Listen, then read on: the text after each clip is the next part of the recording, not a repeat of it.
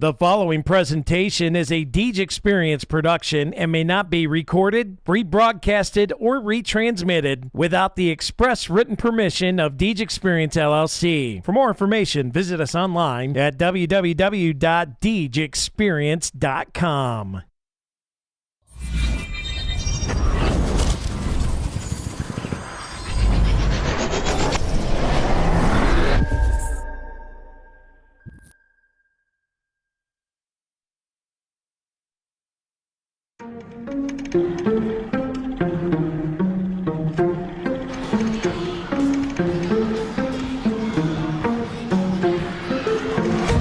Yeah, it's been a minute, but I'm back at it. Only like to win, it's like a bad habit. If I took a loss, see how bad. You play me again, then I'm stat padding. Looking at the numbers, see who's hearing it. Watching all the hype go disappear again. Giving you the picture, see how clear it is. I'm high quality, like I have Deej Experience. I'm way up, seems like I've been at the pyramids. Give me an opponent, and I promise I ain't fearing it. I got so much I can lose, but game when I've been treating this. Why you see a mirror, cause I'm closer than I ain't fearing it. Grinding and grinding, and then I put another gear in it. Driving and driving, but you don't have no one to steer ship. Back on the topic, if you knew half of my logic, you wouldn't have no more problems, but now you know what interference is. Whoa, wait up, scores down, stay up. Tom Brady with the comeback, and know it ain't luck, so pay up my respect. Don't reject that game nuts, better hang up the white flag. You fight back to your nameless, so tell me what the time say. Game time, why they didn't think it ever outscore me. Gets it through, here comes the shot, and that's it! For the entree, fast break, one man to beat, got it all day. Still with that wrist control. Doing this for all my life. Looking for the You don't want to waste my time. And this one hammered. If you want to Deep test my left. grind, Going, better get up next in line. Competition left to dry. They can never get in my mind. It's gonna get by. Please slow it down. I'm a beast on the ground. I'll unleash for the crowd. Play me up. One man band, I'ma run it back. You give me the chance, I'ma run it back. Just looking at a champ, I'ma run it back. Put the ball into my hands, I'ma run it back. I'ma run it back. I'ma run it back. You're looking at a champ, I'ma run it back. Put the ball into my hands, I'ma run it back. Come on for third. Check out the roof, no. If I do fail, I don't have none to lose, so I'ma go until I crash to a new low. Still leaving, then I'll bounce back like I do.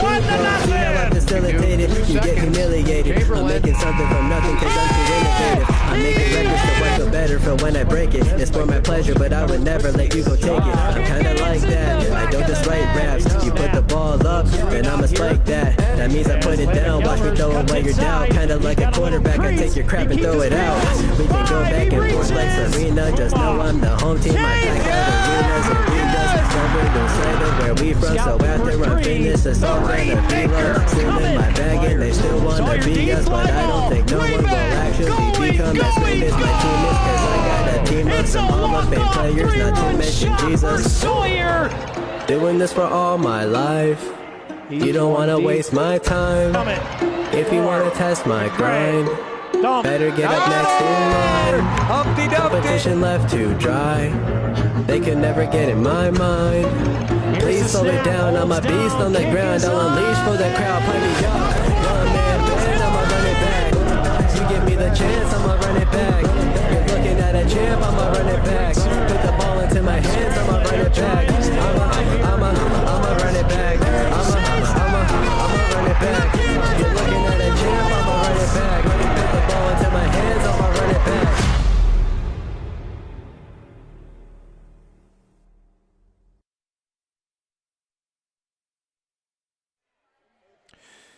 Well, good evening, ladies and gentlemen, and welcome to another rendition of the Deej Experience Sports Stream. I'm the one, the only, to be heard.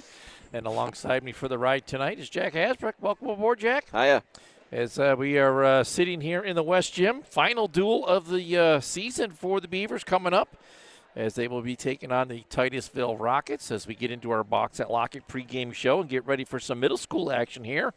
Jack, busy night last night. Yeah. As the Beavers traveled all the way over to St. Mary's to take on the Flying Dutchman. And let me tell you what, that middle school program that they have out there is pretty stout. Yeah, it is. They have some good wrestlers in that squad.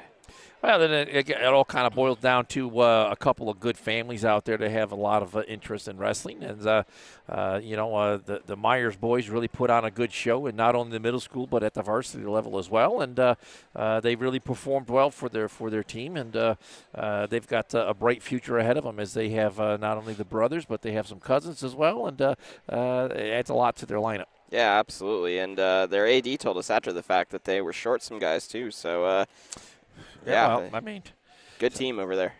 Yeah, always fun to go up against some good competition. But that was last night. Beavers getting the solid 36-26 victory in the varsity match, as they will come home here and celebrate their seniors, as it is senior night here tonight, as we are in our Box at Lockett pregame show.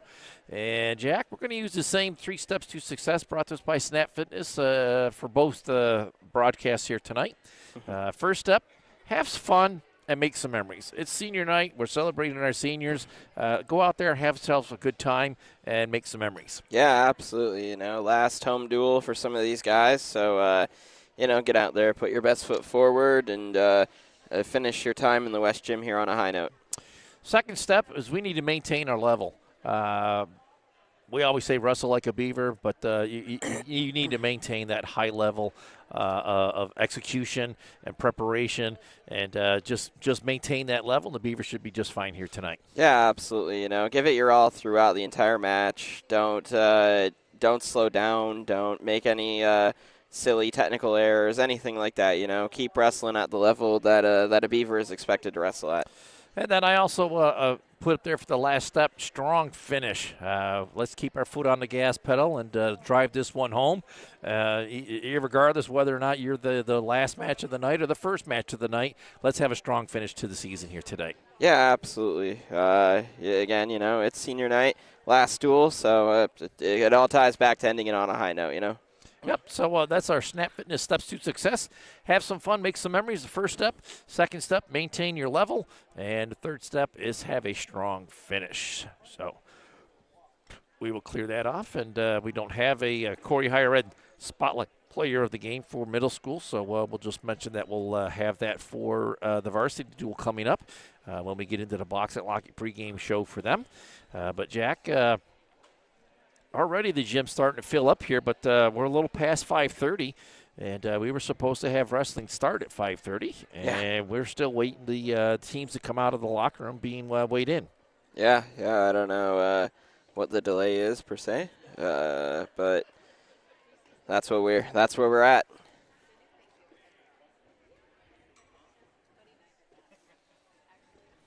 So we're just waiting for them to come out, take the mat, get things going here.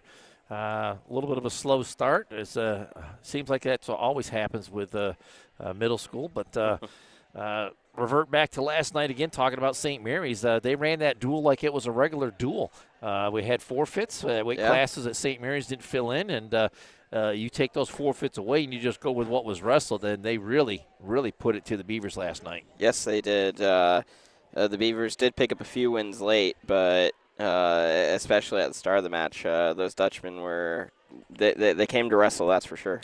Yeah. Speaking about a late victory, I think Rory Schaefer got one of her first victories of the season, as she got the Bracken Funeral Home pin and did a nice job of finishing strong there, as she wrestled well last night and was rewarded for her good efforts. Yeah, definitely looking to. We'll see. We don't know exactly who's wrestling tonight, but if she is wrestling tonight, we'll see if she can build some momentum off of that. And speaking of it being senior night, we really don't know exactly how it's going to go. But I would imagine sometime before we have our J. Gill Heating and Plumbing starting lineups and the announcements from the PA announcers to get things going, we will celebrate the seniors. I think it was on schedule to go start about 6:30. That was the time I heard, 6:30. So I see black and orange balloons all over the place here in the West Gym. Yep. I see orange bags along the front wall here in front of the scores table. So we are ready to celebrate our seniors, as we will have 6 tonight. And I imagine they're probably going to do the varsity wrestling cheerleaders as well. Yeah, I'd imagine. If I imagine that, think about it the right way. So up on the wall there, we have Stephen Willis as one of the seniors at 133. We have Braxton Hayes, which has really had a tough time getting into that starting lineup, but he's also at that 133 mark. Marcus Meredith is the next one at 145. At 152, we have Aiden Beckerink. And at 160, we have Cooper Hodak.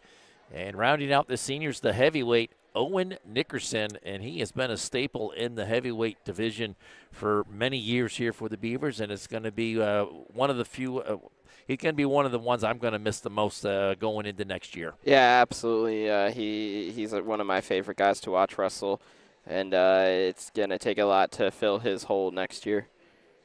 And it's, it's going to be some other holes that are going to be tough to fill. But hopefully the Beavers, with their numbers coming up through the ranks, will have just the right number and weight classes to get filled in and get things going here. Now, I do see the middle school coaches have separated, and it looks like they have their matches put together. So we are so closer to getting ready to go here. I haven't received any text messages from either of the coaches, so hopefully they get us a copy of the lineup so that we know what is going on. Otherwise, we're going to have to rely heavily on the an announcement from the PA announcer after the kids check in at the scores table. Yeah. Yeah, that was a nice little perk of St. Mary's, too, as we were right behind the scores table, so we could hear exactly who was checking in, and they announced it for us anyway, but we were right there to hear who was going out. Yeah, nice little setup there. Had us in a nice table right in behind the scorers table, kind of tucked in and away from everybody, so we didn't bother anybody, but still a little lower than usual. Yeah. But we was able to get the camera up nice and high above the scorers table, and didn't really come into effect of it, but look forward to tonight as we have the Rockets in hand here, and it looks like the middle school guys are ready to come out, take the mat, get things going. But typically at home, you let the visitors take the mat first and get warmed up. And we have yet to see either team come out and get warmed up. Yeah, they are still, as far as we know, weighing in, we think. The gym is certainly filling up, though, especially to our right.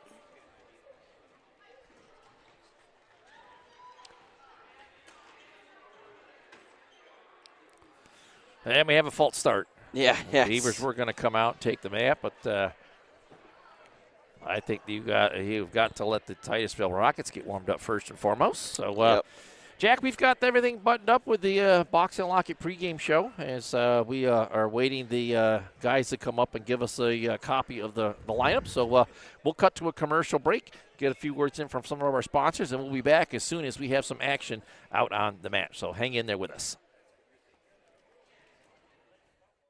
Whether you want to go and lead in your craft in the trades, whether you want to go and be that nurse or medical worker and have a real impact on lives, or whether you want to go and help that business improve its bottom line, this is the place. And now is your time to go with confidence, to go with skill, to go succeed.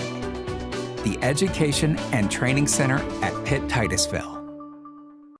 Kearney and Ruth Law Office has been serving the Corry and Union City community since 1994. They concentrate in estate planning, estate administration, residential and commercial real estate transactions, and business law for LLC and corporations. Contact the Kearney and Ruth Law Office to set up your appointment today. 814-665-2301 in Corry or 814-438-2522 in Union City. Bracken Funeral Home, located at 315 North Center Street, is proud to provide quality funeral and cremation services to the Corry area. They are honored to be able to assist families in their time of grief when the loss of a loved one occurs. The staff at Bracken Funeral Homes extends their compassionate and expertise in traditional graveside, memorial, cremation, and pre-planning funeral services. Bracken's caring staff can also answer questions regarding Social Security benefits, insurances, veterans benefits, and grief counseling. For questions regarding further information, please call Bracken Funeral Home at 814-664-7735. Bracken Funeral Home. They listen, they advise, they support.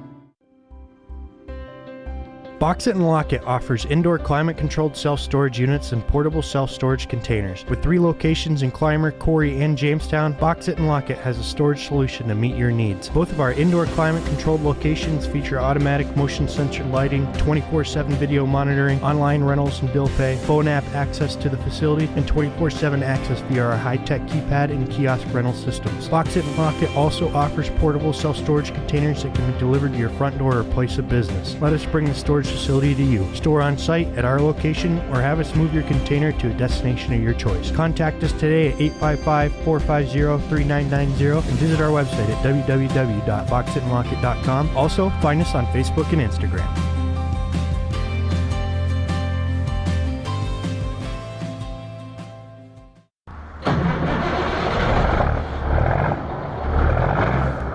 With their main terminal building located at 1370 West Main Street in Corry, PA, Capella Transport offers 20 years of experience in the petroleum industry. Capella's drivers have over 125 years of combined service and driving experience and an excellent safety record. Contact Capella Transport today for information on how they can haul your asphalt, oil, and other petroleum products better than any other carrier. Capella Transport also has a satellite terminal in Warren, PA, and hauls products throughout the Northeastern U.S. as well as Southeastern Canada. Capella Transport, they go that extra mile. Contact them today at 814-964-4033 or visit them online at www.capellatransport.com.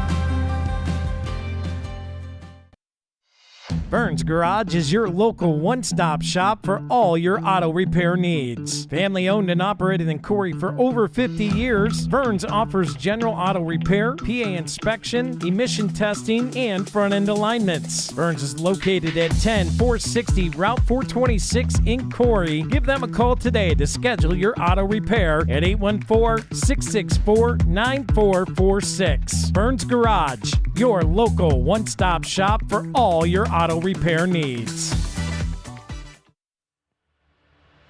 When life throws you a dent, scratch, or worse, UTAG's Body Shop is here to get you back on the road. Family owned and operated since 1968, we're proud to be a third-generation business. We've built our reputation on honesty, craftsmanship, and treating you like one of our own. From fender benders to major collision work, our expert team works with all major insurance providers, so you don't have to sweat the small stuff. We've spent over 50 years earning your trust, and we back it up with quality work and 100% customer satisfaction. At UTAGS, you're more than a customer, you're part of the family. Call us today at 814-663-2562 to schedule your appointment. UTAGS Body Shop, built on trust, backed by quality. At Kitchen Village, custom isn't just what we do, it's who we are. With 35 years of experience, we bring your dream kitchen or bath to life, built around you. Our expert team handles everything: design, build, and finish with precision and care. Call Kitchen Village today at 814-964-4684 or visit us at www.kitchenvillage.com. Kitchen Village, let's create something custom just for you.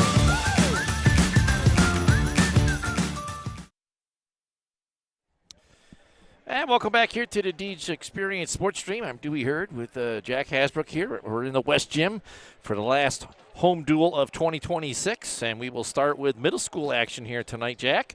And I think we have 12 scheduled matches that will be scored, and then we have 5 matches that will be exhibition.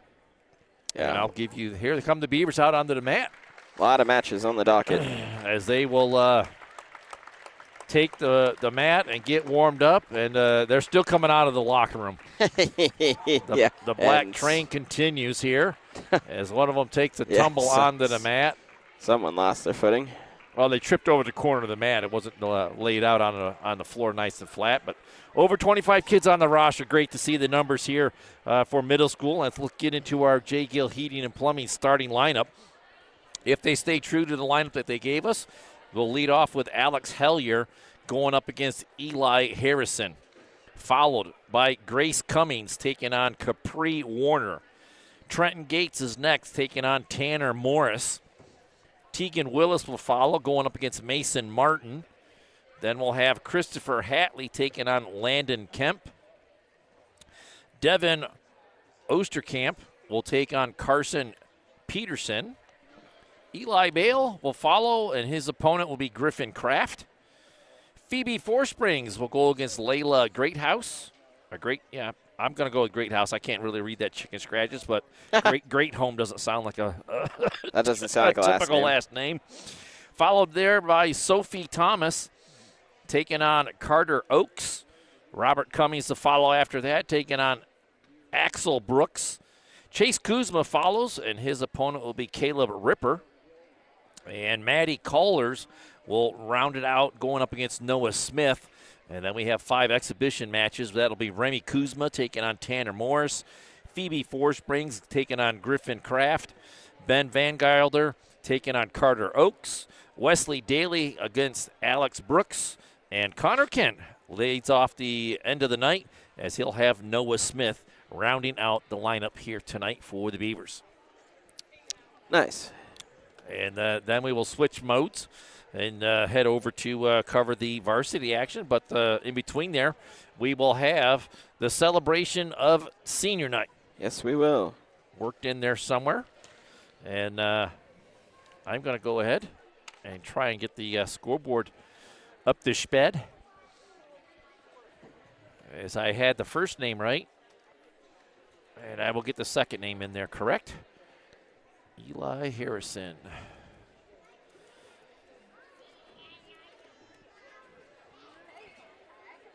All right, so now we just have a waiting program here as the Beavers continue to get warmed up on the mat. Yep. And once they vacate the mat, we will get into the middle school action, as we are just moments away from that. As they continue to get warmed up. After this duel is over here tonight for the varsity guys, they go down to Sharon for the team duels. And I believe you said that is January 31st down in Sharon. And Beavers have a solid top 10 ranking, all the way up to 7th in the state. And we'll get more into that when we talk about the Box It and Lock It pregame show for the varsity team. But nice to see him back in the top 10 again. Yeah, absolutely. Should be an exciting time down in Sharon. Reynolds is always tough. And I imagine they might run into Northeast again. That was a good one.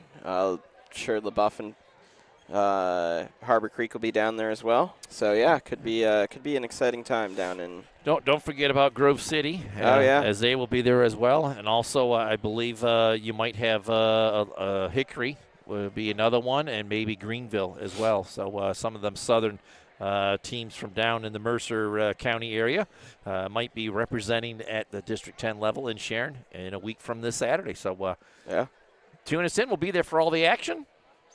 And we'll see how long the Beavers can last on next Saturday and see if they can punch another ticket to the Hershey tournament.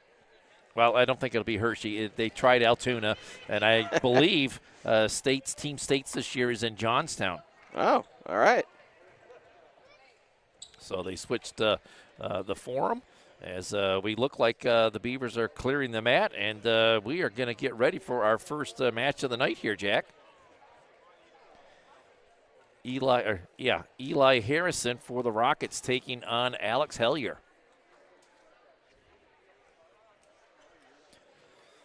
So 12 matches on the docket as we will get ready to get things going here. Beavers are the red team tonight. Rockets being the green team.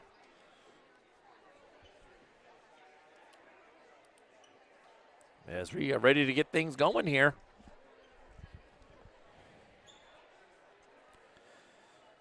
Don't get me wrong here. I don't mind starting with the lightweights, working our way up through, but I really like pulling a weight class out of a bag and just going with whatever you draw it out. But Alex Hellier to lead things off once again here for the Beavers as we are waiting for him to get out onto the mat here and get this night going. I nearly forgot to put the scoreboard up on the screen, but I just remembered, Jack, so we are good to go here. Woo!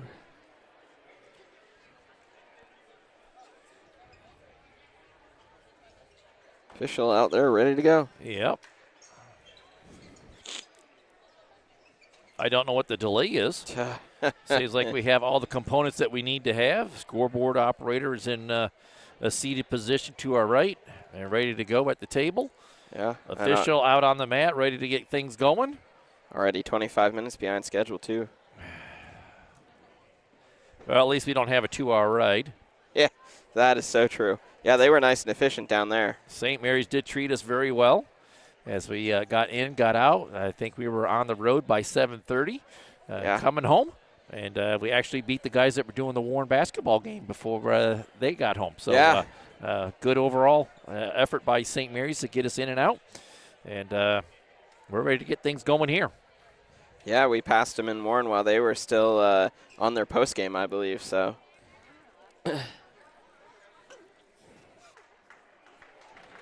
And here they come. Clapping. Alex Hellier comes out. And his opponent will be Eli Harrison.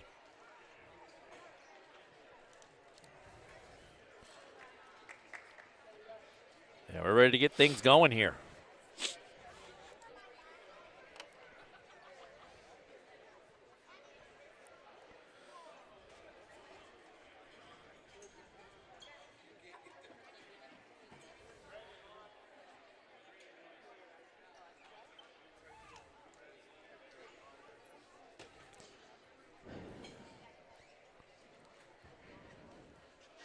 Now, I just did hear the officials say that Corry is the green team and Titusville is the red, but the way they're lining up, we'll see if that gets me messed up on the scores, but we'll get it figured out as we get into it here.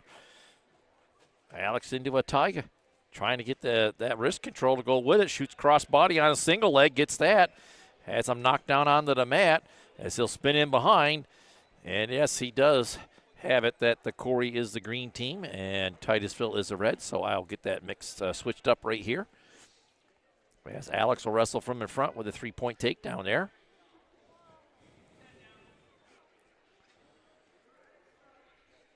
Working on top here, 55 seconds to go here in the first. Hellier trying to get him broke down and get him to his back to get some near fall points. Harrison doing a good job of staying out of trouble's way. And we have a delivery.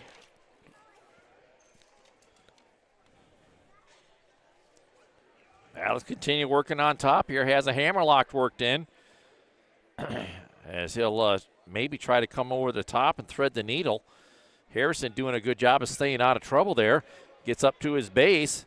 Alex keeps control of him. And finally gets him rolled over here with 13 seconds to go, and it's a Bracken Funeral Home pin in the first period. He just kept fighting, Dewey. Just kept fighting, looking for a move to work, and when he found it, it was over.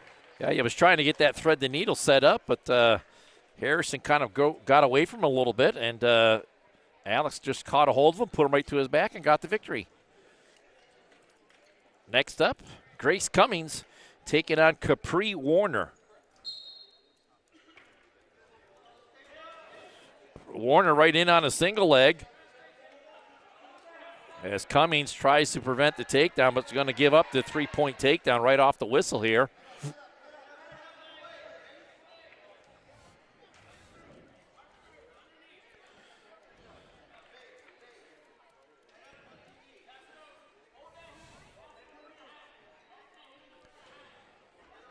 I believe she got some near falls. I think 2.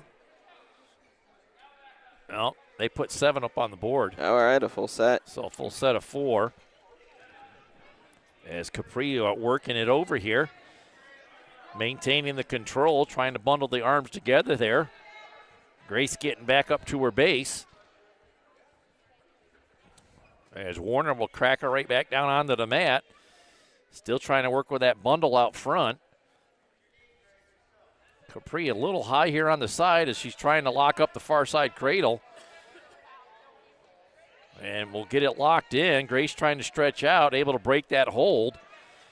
Down to 18 seconds to go here in the first. As Grace continues to try to work back up to her base. Capri doing a real good job of keeping her down on the bottom. And Grace is going to get called for a stalling. Yeah, got to work your way up. Good back pressure here by Grace, and she'll get out of the first period. But she's trailing 7-0 here. She's going to defer. And Capri Warner is going to take bottom to start period 2.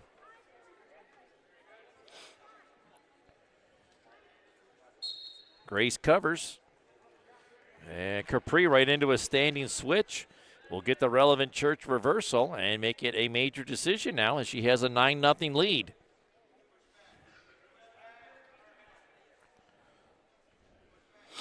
Grace working up to her base. Capri chops the arm underneath, puts a half in, and will roll her over and hold her there as the official counting. And it looks like she's going to get another set of 4 near fall points here, Jack. And there, we'll put it up on the board. Makes it 13-0. 2 away from tech fall. Grace got to work up from the bottom. Already been called once for a stalling back in the first. Yeah, can't give up any more points. Capri going for a near side cradle here. Grace doing a good job of staying long. 32 seconds to go here in the second. As Warner has just been putting on a offensive show here. Yeah. Gets a half worked in again and gets her rolled over once more. Grace trying to stay off of her back, and Warner will have none of it. Puts her to her back and gets the pin here in the second period. Yep. And that would have been a pin or tech fall, so Warner got her team an extra point. Yes, she did. As we move up to bout number 3, Trenton Gates should be coming out for the Beavers. His opponent is going to be Tanner Morris.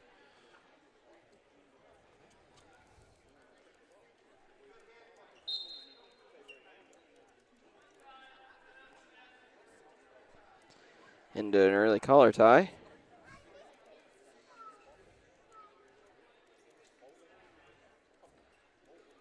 Still just hand fighting.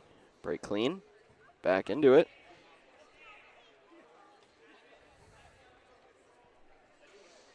Both guys working in the middle, not getting anything out of those collar ties, but they're going to get right back into it. Morris in on a single leg, and he'll get the 3-point takedown.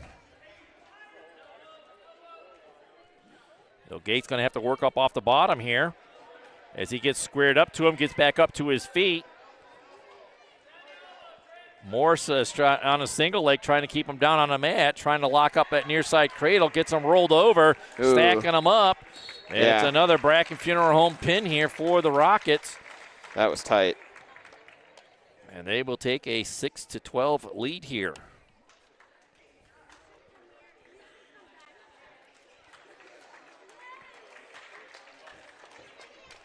And we'll move on to Tegan Willis, and his opponent will be Mason Martin.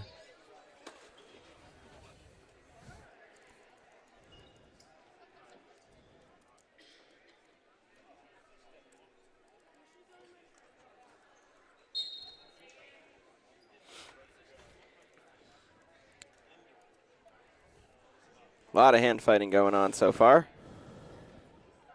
Flying all over the place. Tegan in on a side takedown, and he'll wrestle from in front after that 3-point takedown. See if he can get that 2-on-1 underneath and get it worked into an arm bar. He'll try to ball and chain, can't get it to go. Keeps that arm on it, the 2-on-1 underneath there as he tries to get that arm bar in up top here. Just under a minute to go here in the first. Willis continuing to work on top here. Keeping that tight gut, keeping in a good offensive position on top. As he has a half worked in, he'll get him rolled over and not able to hold him there long enough. I don't see the official holding any near fall points, so a good roll through there by Martin to keep off of his back. But Willis right back with that arm bar, 2-on-1. And you got to find a way to get your butt sat through there. And now the official counting near fall points. Full set. Holding 4 with 15 seconds to go. Willis puts him to his back again here. Still too high, I think, for the pin. Well, he's trying to get him flattened out. The arm pops free, and the end of the period happens, and Willis will take a 7-0 lead into the second period. He has choice. He's going to defer to the third. And we'll see what Martin decides to do here. Martin's going to take top.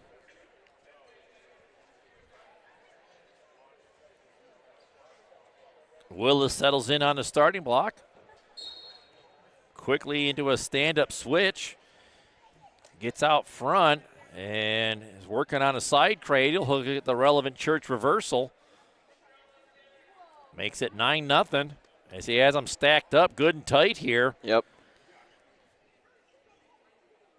Has that near side cradle lacked up. Official holding 4. And There's he's going to get the print. He'll get the pin here in the second period.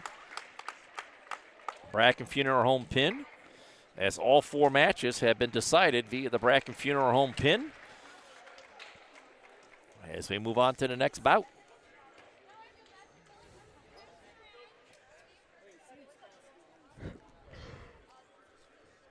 We have Christopher Hatley taking on Landon Kemp.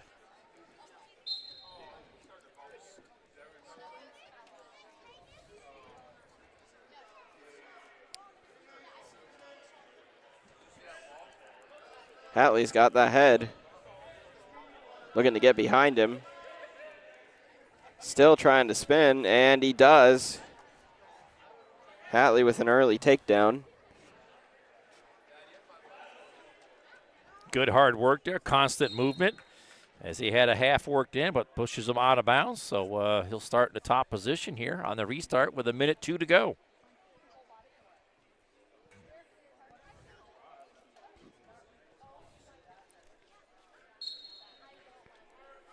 Leans into that tight gut. See if he can get him flattened out here with something to go along with that tight gut. Kemp up into a stand-up. As Hatley will put him back down onto the mat. Has that arm captured underneath on a 2-on-1. And he'll work that shoulder over, trying to get him over. He works a half in. And we'll stack him to the mat. That's good and tight. Official holding 4, and it's another pin here for the Beavers. Bracken Funeral Home pin again in the first period as the Beavers regained the lead 18-12.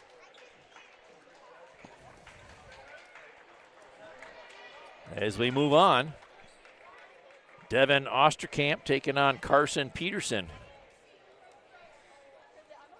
And I don't believe I've ever seen Devin wrestle yet this year, Scott or Jack. Yeah, I don't know if we have.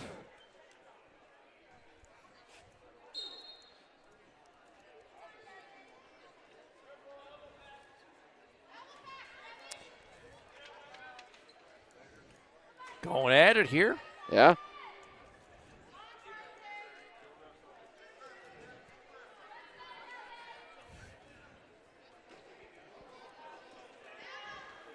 Into collar ties. Devin trying to push forward.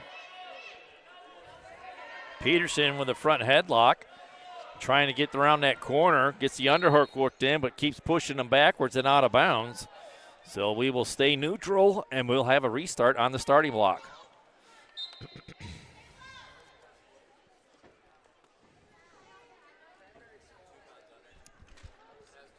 Peterson in on a single. Will switch to a double, and he'll wrestle from in front with a 3-point takedown.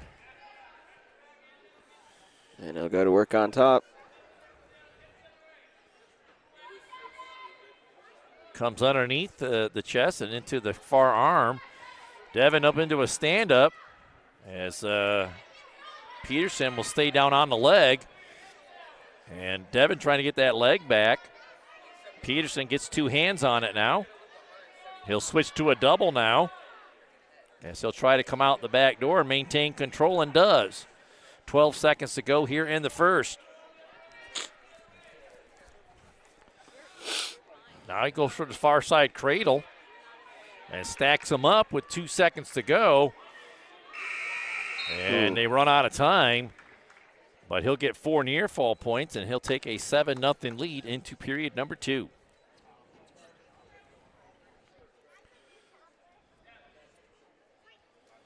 Devin defers to the third, and Peterson chooses bottom to start period 2.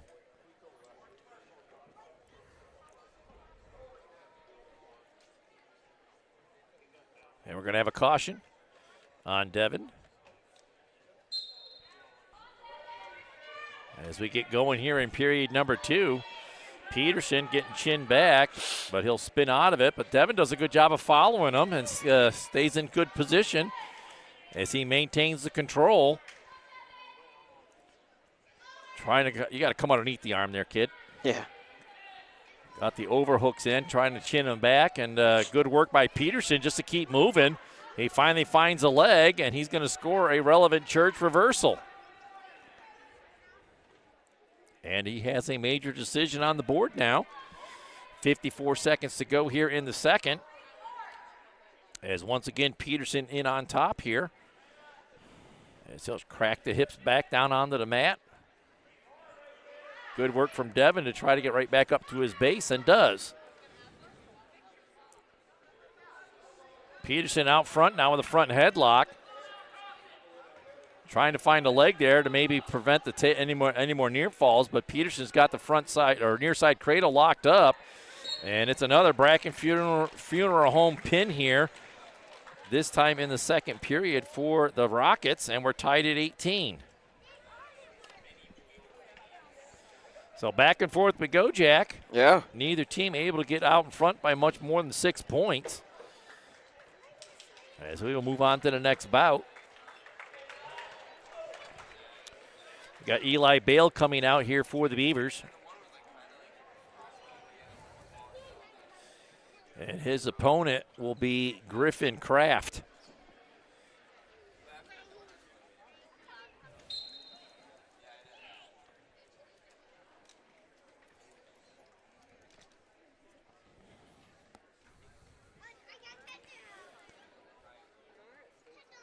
Beavers started off with a pin in the first by Hellier. The Rockets came back with back-to-back pins in the next 2 matches before the Beavers had back-to-back pins, and then the Rockets came back with another pin.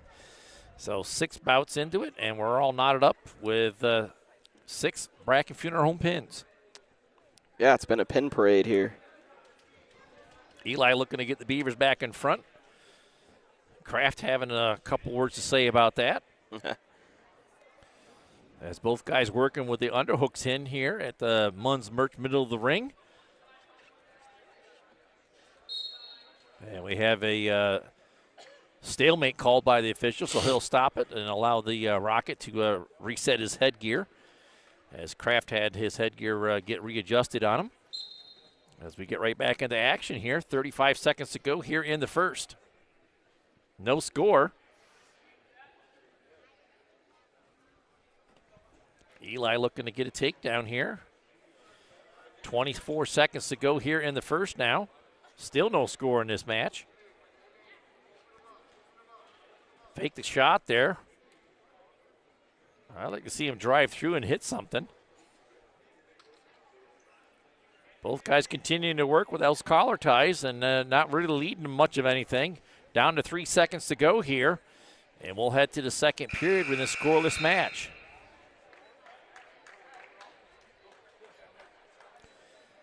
Kraft has choice. He's going to take top. So Eli down on the bottom here to start period 2.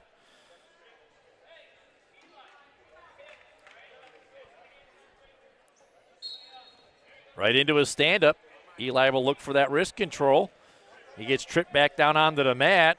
And Kraft's going to be called for locking hands, and Eli will take a 1-0 lead here, and he'll get the other point for the escape and makes it 2-0. Kraft doing a good job of maintaining that wrist control in the middle there, not allowing Eli to get a shot in on him. Eli and Kraft tie it right back up in the middle again. Eli with a 2-on-1 here, can't utilize it as they go back to that inside control. And neither one be able to establish that control to work something off of it. Eli had a little bit of a snap down there, but Kraft got quickly back up to his feet. Trying to get in on a front chin lock. Kraft has it, trying to pull him down onto the mat, does. Bale back up to his feet, trying to get that out, and does. Kraft shoots in on a double leg here, and Eli gets out of it by catching him on the way in. Has a hard whizzer in here as they are close to the out of bounds. Kraft pushing forward. You got one toe left in. Eli got to push him back into bounds, and they get pulled or called for out of bounds with 12 seconds to go here in the second. In the neutral position on the restart. And we're right back into the collar ties here. Eli tries an arm drag there. Neither wrestler able to establish their offense here. And we'll head to the third period with Eli out in front 2-0. And Eli has choice. And there he goes down onto the bottom jack. Looking for some more points off the bottom. And we're going to have caution on Kraft. A little high in the elbow. As Eli once again gets up into a stand-up, Kraft tries to pick him up. Heel trips him down. As Eli will get right back up to his feet. Kraft pushing forward, close to the out of bounds. Eli spins into him, and he'll earn himself another 1 point for the escape before they get blown out of bounds. So Eli leading by 3 now. Still no takedown in this match. No.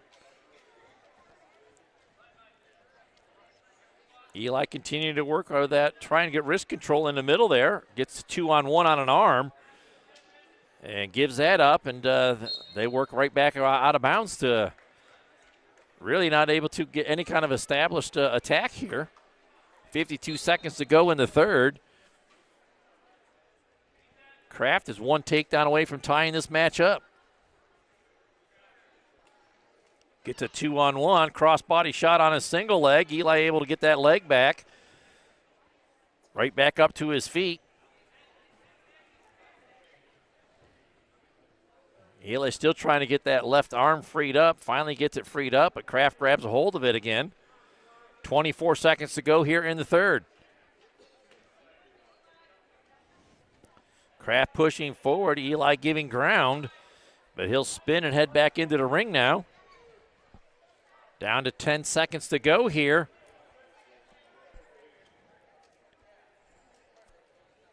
Eli working with 2 underhooks in. And this is going to go the distance here, Jack. Eli's going to get the decision, 3-0.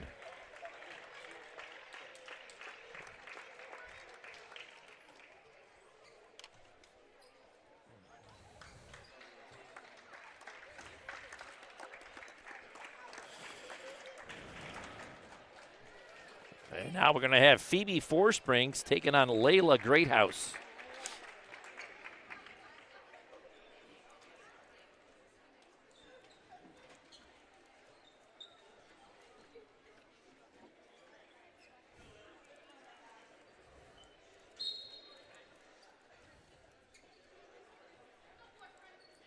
Into collar ties.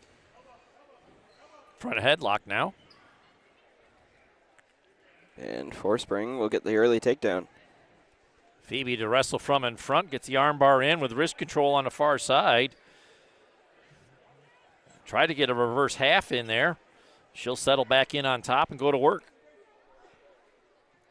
Minute to go here in the first. Phoebe working on that far arm, trying to get it into an armbar, and does. Turns her back towards the middle of the ring. Has that armbar sunk in. And with wrist control, as Phoebe tries to get her into a Bracken Funeral Home pin, official holding 4 near fall points with 35 seconds to go here. Phoebe keeps that arm bar. Momentarily lost that wrist control that went with it, as the official will award the near fall points, making it 7-0. Phoebe once again with that arm bar in with wrist control. As she shows her hands, she'll get 4 more near fall points, making it 11-0. 6 seconds to go here.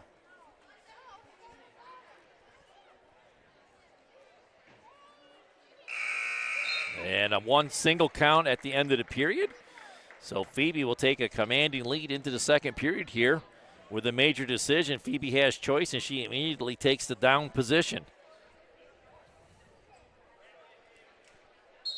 Layla covers on top. And Forspring just looks so comfortable out there, Jack. Yeah, for sure. Doesn't matter what the circumstance is. She just looks relaxed out there and ready to go. As she's up to her stand-up here, trying to get all the way up. And she'll get the 1 point for the escape as she faces Layla.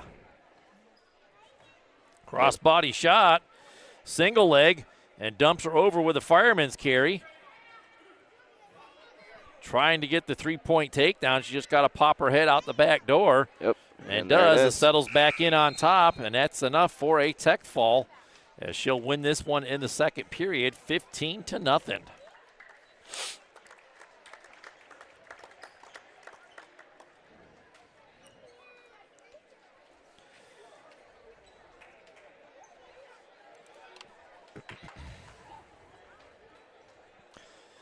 And I can hear the noise starting to pick up in the gym here, Jack. Yeah, definitely.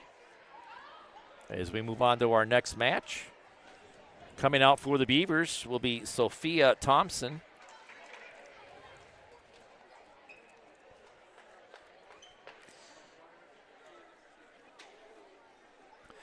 And her opponent is going to be Carter Oakes.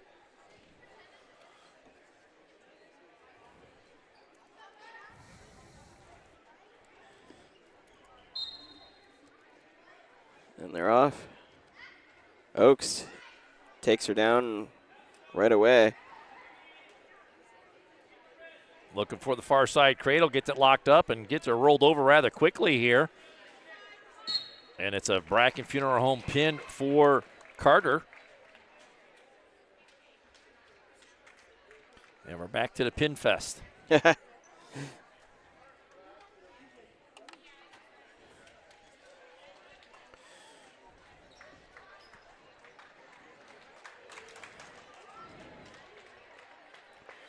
Next up for the Rockets is Axel Brooks. And he'll be taking on Robert Cummings.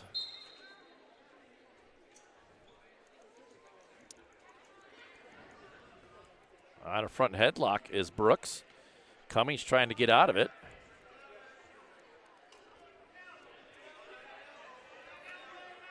As Brooks trying to work on that standing side cradle. Continuing to work.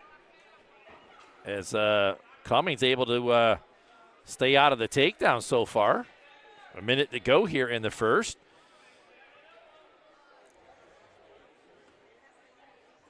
And I wouldn't be surprised if the official blows the stalemate here.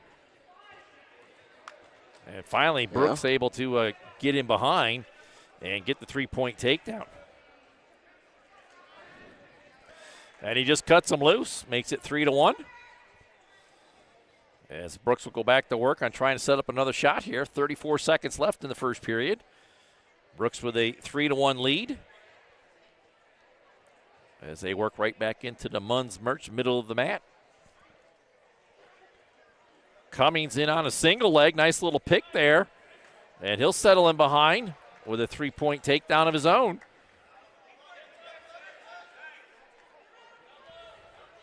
Brooks able to get out front. And that should be at least one for the escape. Yeah. And there it is as the period expires, so we will head to period 2, all knotted up at 4 apiece. Cummings has choice. He'll defer to the third, and Brooks will take bottom to start period 2. Just 2 more matches to go after this, Jack, for the scoring part of the duel here for middle school before we get into exhibition matches. Brooks into a stand-up, quickly gets the escape. I didn't see the official say anything. Well, he got him flipped right over. But he gets the relevant church reversal. And he's going to score some near fall points here. Official holding 3 as Robert Cummings is going to reverse him back here. Now Cummings has him getting near falls. And he got a reversal. So I have it 9-6 right now, but Cummings has Brooks on his back. Official holding 4. Yeah, so that's at least 6 points with the reversal. It's going to make it 10-9 if Cummings can't get the pin here. Has those arms bundled together, keeping him on his back. And finally, Brooks able to belly down as Cummings will take a 10-9 lead. 26 seconds to go here. As Cummings finds the half, and he'll drive him over once again. Official holding 4 here, 13 seconds, and he gets the Bracken Funeral Home pin. Boy, that was a high-scoring match.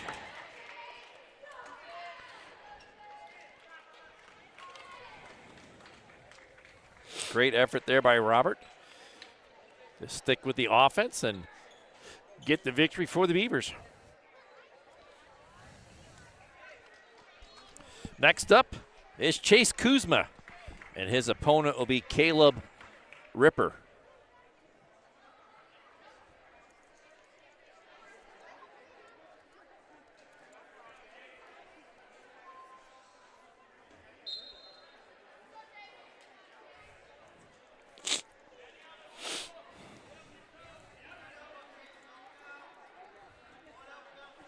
Ripper on a front headlock, trying to get it into a takedown. Kuzma trying to stay on his feet and get that head freed up. Ripper really working on that front headlock, trying to get him back down onto the mat, gets him down to one knee. Minute to go here in the first. Kuzma back up to his feet. Still trying to get freed up and finally does. No takedown awarded as Kuzma able to fight that front headlock off. Ripper right back into it. Looking to crack him down onto his knees and finally does. Ripper looking to get the corner. Kuzma doing a good job of staying square to him, not giving up that takedown. Finds a leg. Momentarily gives it up as Ripper continues to work around the corner. Kuzma stays with it and will get on a single leg here. 20 seconds to go in the first. Kuzma just muscling into it. Wow. As he'll switch to a double now, and he'll get the three-point takedown. Great effort there by Kuzma, just not to give up on anything. Boy. Did a nice job, and Ripper will get out with a roll-through. Makes it 3-1. And that's how the first period's going to come to a close with Kuzma out in front. 3-1. Ripper has choice. He'll defer. Kuzma got out once. Do you dare go down on the bottom? He points to the ground. He's going to try it.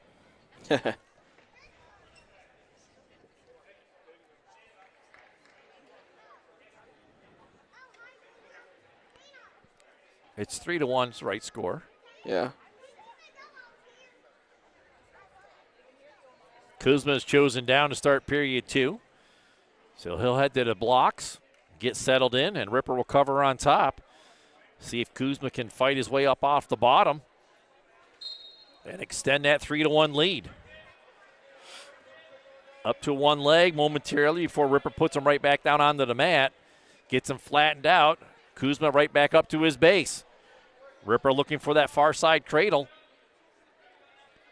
Kuzma gets to his base.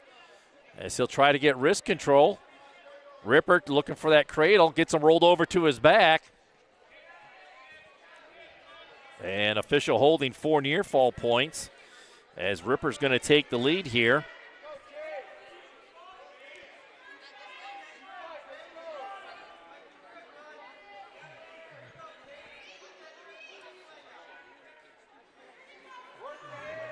And Ripper's got to readjust that grip there. He just is that right shoulder of Kuzma is way off the mat. Official holding 4 points and time just clicking away on the clock. Yeah.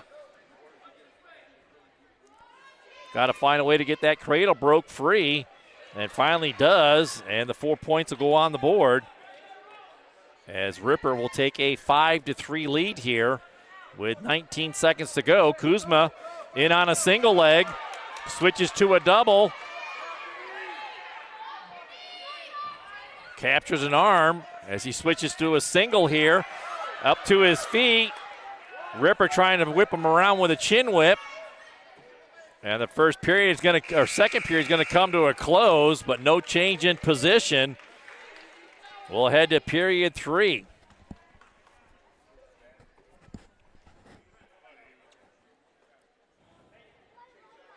Ripper takes bottom to start period 3. We'll see what the Kuzma can do on top here as he'll cover. Another roll through by Ripper. Kuzma able to maintain control here. A little out front, but trying to settle back in behind. Working on that leg as Ripper's looking for a relevant church reversal and will get it.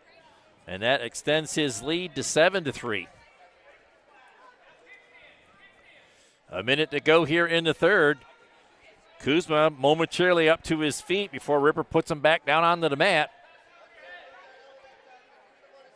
Chase continuing to work on the bottom here. Picking up on that ankle. Trying to hip heist over. Staying with that ankle, got to elevate it. Puts Ripper down onto the mat. Now Ripper gets a half worked in and gets him back down onto the mat. 35 seconds to go here.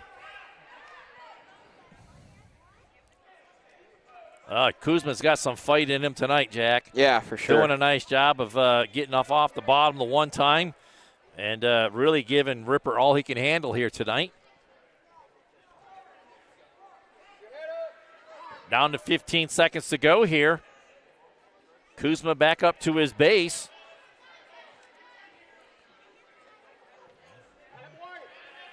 Kuzma gets a leg and an arm, and he'll drive forward and get the relevant church reversal at the end there to make it a 7-5 decision here.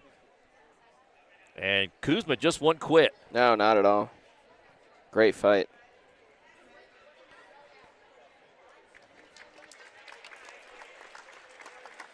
Well, Beavers are not out of the woods yet here, Jack, as that victory gives the Rockets an opportunity with a Bracken Funeral Home pin here to win by 1 point here. Wasn't that our last? Nope, we got Matty Callers taking on Noah Smith.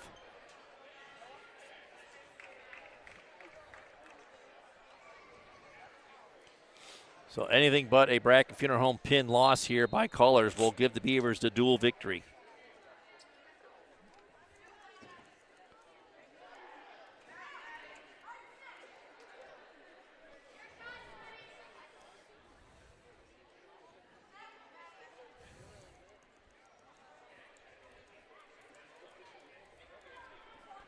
Nothing doing so far. And we have 5 exhibition matches. As Smith will get the 3-point takedown. Putting her right over to her back, and it is the Bracken Funeral Home pin here in the first period. And that's going to give the Rockets a 1-point victory here, Jack.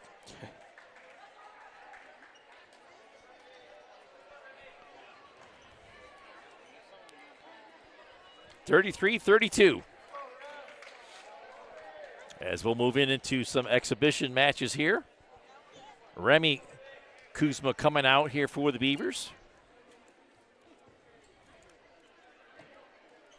His opponent will be Tanner Morris.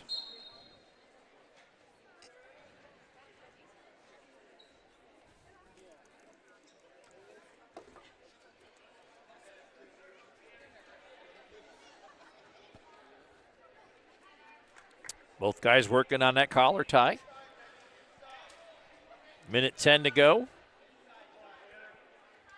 Kuzma right back into that collar tie.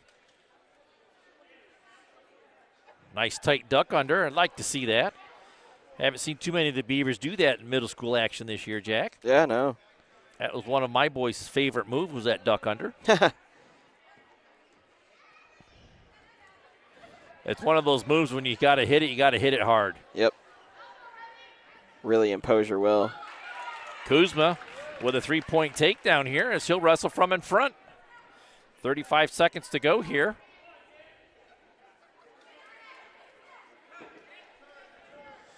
Looking to get him back down on the mat, and does.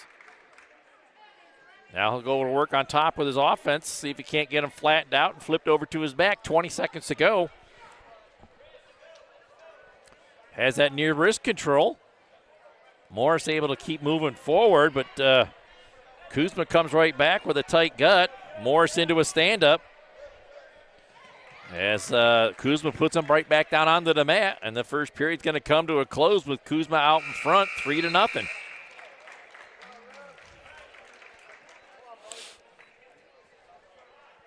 Morris with choice will defer to the third, as Kuzma will take bottom here to start period 2.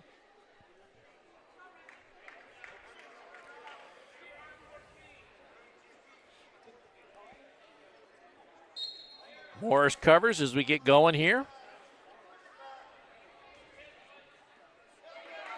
Kuzma able to pop his head out and just let Morris run right over the top of him. And Kuzma going to have another three-point or relevant church reversal. And he's looking to put him to his back with a reverse half. And could not find a handle on him as Morris able to belly down here and not give up any near fall points. But Kuzma comes right back with a half, trying to get him flipped. 50 seconds to go here in the second, as Kuzma has really come to life here in this second period. I should say the crowd's kind of come to life with him. Morris into a stand-up. Kuzma stays right with him. And finally, Morris gets the 1 point for the escape.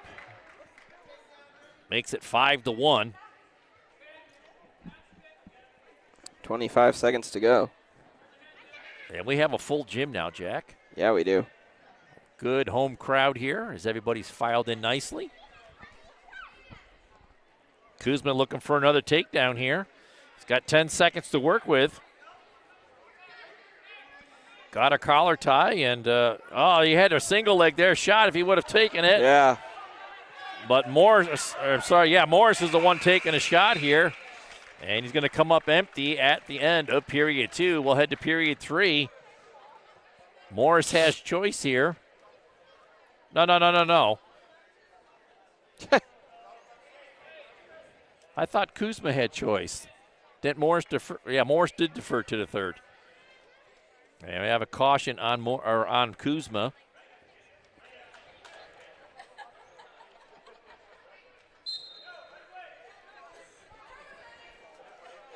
Morris up to his stand-up. Kuzma looking for a trip to get him back down onto the mat. He'll sail down onto a single leg. He's got to keep driving forward, and we'll go into a double. He just can't hang out on the leg. Yeah. Able to get him back down onto the mat. A minute to go here in the third. Kuzma trying to get him flattened out. Working with that tight gut. Morris up into a stand-up. And again, a heel trip over the leg. Gets Morris back down onto the mat. 45 seconds to go.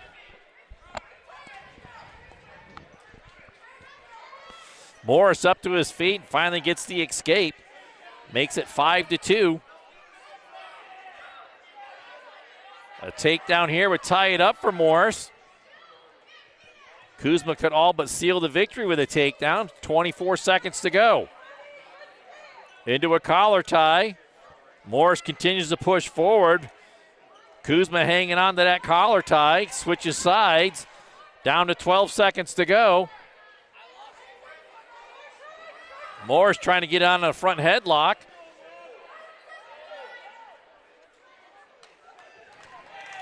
And Kuzma's going to get the victory here. 5-2. Good match.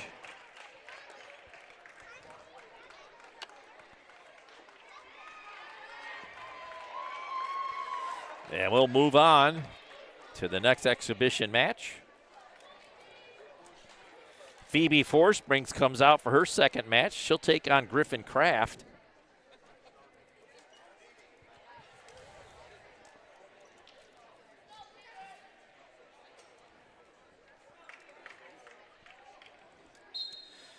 And we'll see how comfortable she is in this one. Yeah.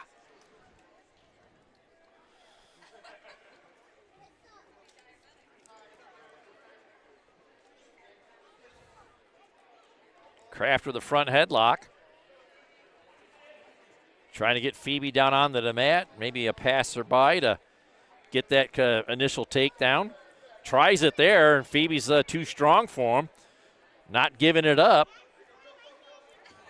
And she'll try to get it on her leg here. Kraft still on that front headlock. Phoebe able to get back up to her feet. 50 seconds to go here in the first. She finally gets that chin off.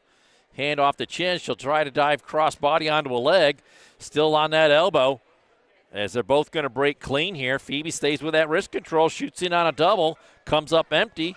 As Kraft able to sprawl and stay out of it. As he tries to get the corner on that front headlock here. 25 seconds to go here. Scoreless bout. As Kraft has not been able to get the takedown yet. And we have a stalemate called with 16 seconds to go. And Phoebe starts with that low stance. As they get into a collar tie here, 5 seconds to go. Phoebe tried to do an arm shrug. And we're going to head to period 2 in a scoreless match here, Jack. Phoebe has choice. She'll take bottom. Kraft to cover on top. As the buzz in the gym starts to get a little louder here, Jack. Everybody's ready to celebrate senior night. Well, you still got 3 more matches to go here in exhibition matches. Kraft keeping Phoebe in close quarters and keeping her down on the mat, but she continues to go to that stand-up. Finally gets a hip separation there. She'll get the 1 point for the escape and take a 1-0 lead. In on a single leg now. Phoebe not able to get it sucked in. As they'll work back up to their feet. Again, Kraft with that front headlock, but he is yet to score off of it.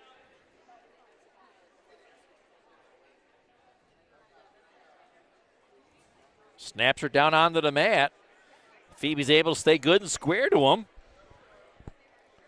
Down to 30 seconds to go here. Kraft once again gets up to his feet, and as soon as he gets to his feet, so does Phoebe. 20 seconds to go now. Crossbody shot on a single leg there by Kraft, comes up empty. Phoebe just strong on her feet here. Down to 6 seconds to go here. And we're going to head to period 3 with Phoebe out in front here, Jack, 1-0. And I believe Kraft chose neutral to start period 3. We're still awaiting his choice. And he's going to take bottom. See if Phoebe can keep a handle on him here. As she goes to work on top, chops him down onto the mat. Nearly got an armbar in there. Kraft back up to his base. As she cracks him right back down onto the mat, trying to get that armbar in. Kraft keeping that arm out in front of him. Phoebe goes with a half. Can't get it to go. She'll keep him down on the mat, though.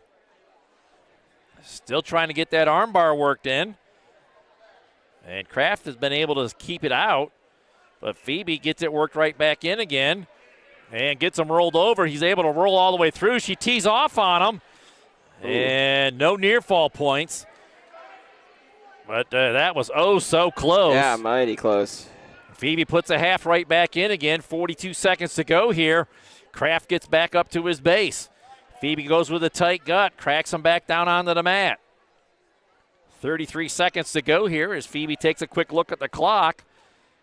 She'll stack them up here. No, nearly a 2 count, but only 1.5 or 1 3/4. There it is again. And there she goes, gets him flipped over, gets him to his back, and holds him there, and gets the Bracken Funeral Home pin.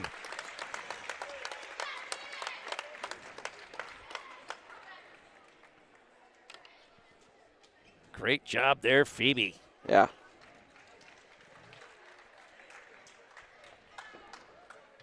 Just true grit there. And Four Springs gets the victory.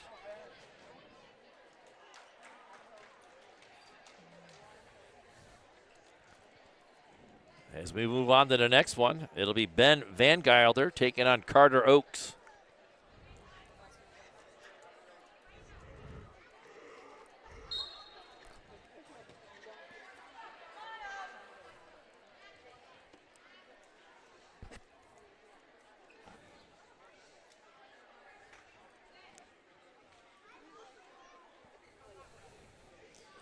So far, nothing. Oaks in on a nice shot here. And able to get him down onto the mat. As Oaks is going to wrestle from in front here with a 3-point takedown. Yep, almost up to his feet. But Oaks put him back down. Van Gilder up to his feet once again.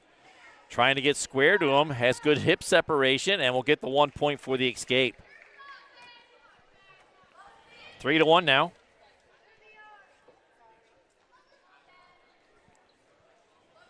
And the score table missed the 1 point. I don't know what they were talking about, but they missed it. It is 3-1. Van Gilder in on a front headlock. Cracks him down onto the mat. Got to find a way to get that corner. Continuing to work, continuing to spin, gets in behind. Not able to get the takedown as Oaks able to stay square to him, but now gets him over to his back. And that's a tight position. You got to give up on that headlock. You're just keeping Oaks right there on top of you as this period's going to come to a close. And that is a 7-point move there for Oaks as he'll take an 11-1 lead into period 2.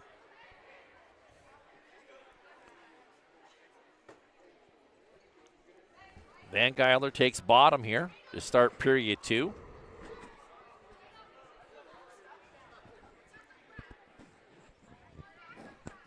Oaks covers on top as we get going here in period 2.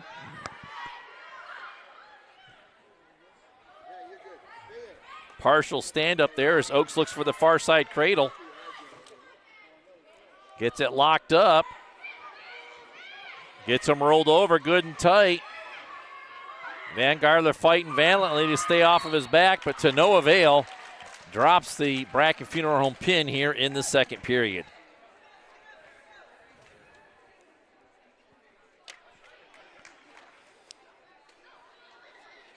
On to the next. On to the next, Jack.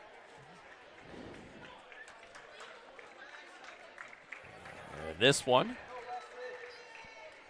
is Axel Brooks taking on Wesley Daly.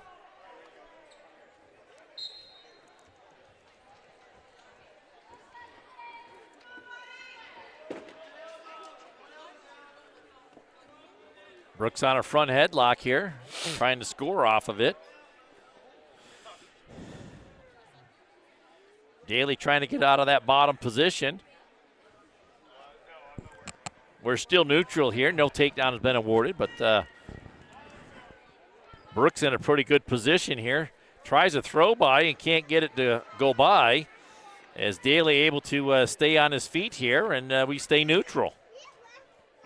50 seconds to go here in the first. As they get into a collar tie.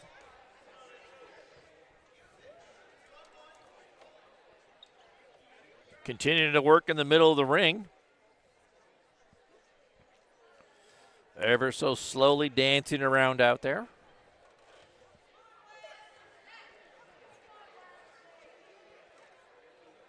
Daly gets wrist control with a collar tie. See if he can't work that into a takedown. 20 seconds to go. Drops in on a single.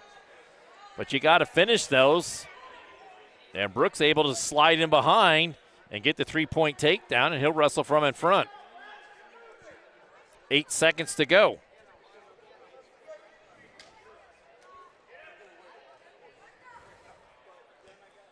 One more match to go after this one, Jack. Connor Kent taking on Noah Smith as we head into period 2 of this one.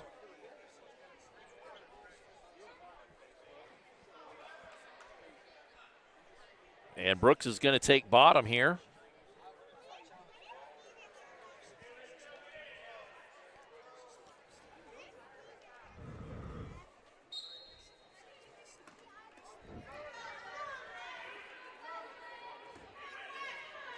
Brooks nearly got into a stand-up there before Daly able to get him right back down onto the mat. Daly working on getting an armbar in on the near side. Tight 2-on-1 underneath there as he tries to tilt him over. Continuing to work on that 2-on-1, but Brooks able to get freed up. Daly pulls him back down onto the mat. Continuing to try to tilt him over.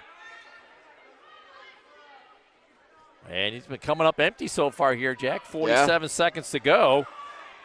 Now Brooks trying to get in on a single leg. But Daly able to keep pushing forward. Has him over on his back for at least a 2 count there. Official holding 2 points. And it will be awarded as Daly gets back into it here.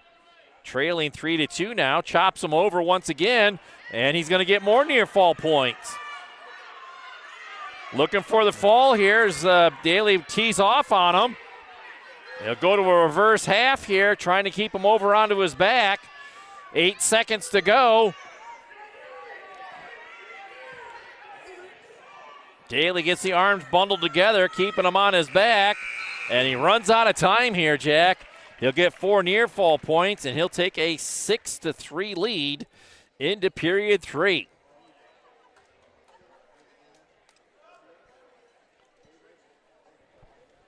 And I believe Daly has choice. He's going to take bottom.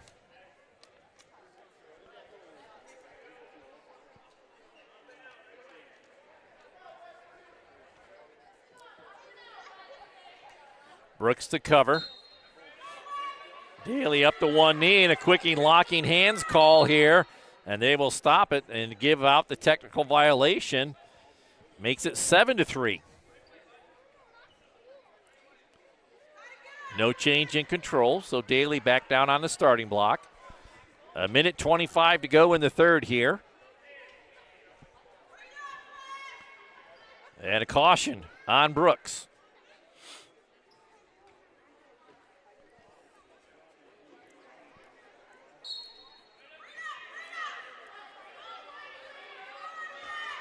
Brooks trying to get the shoulders turned over, getting to look for the far side cradle.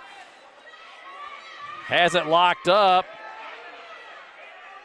Daly needs to stretch out and break that hold before Brooks can get him rolled over. 1:02 to go here as Brooks really works on getting that cradle locked up. And once more tries to get him rolled over and just can't. Daly able to stretch out and break out hold and gets the escape, makes it 8-3. In on a double. Daly gets around behind and will trip him down onto the mat. He'll look for the half here. Gets a 3-point takedown and the bracket funeral home pin. Wow.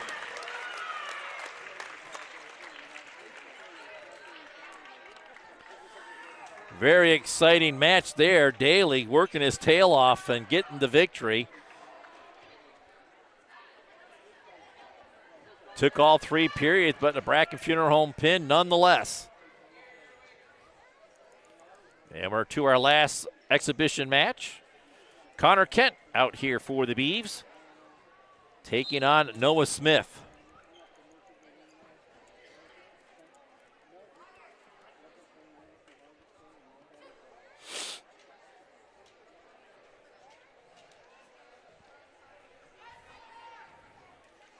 They'll tie up in a collar tie. Smith diving forward in on a single leg as they go out of bounds, unable to finish the shot.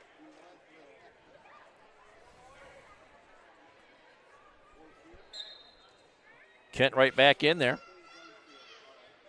Smith setting up a shot. Working on wrist control. Kent with wrist control as well. Half shot there by Smith. 54 seconds to go here. Smith in on a collar tie, down onto a single leg. Kent does a good job of bellying down. He'll give up the 3-point takedown as Noah Smith will wrestle from in front.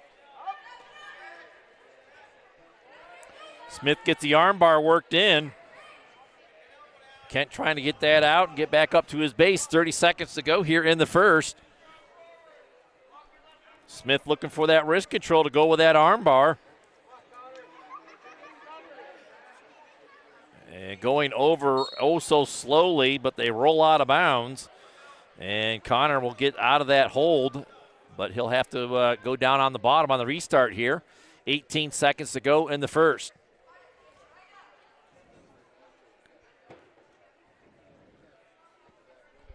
Smith covers on top. Connor looking for a stand-up here, can't find it. Smith with the overhook in. Will work it into an armbar as he'll get the second arm captured. 2 seconds. And the period comes to a close before Smith can get him rolled all the way over. Smith has choice. He's going to defer to the third. And Kent's going to take neutral.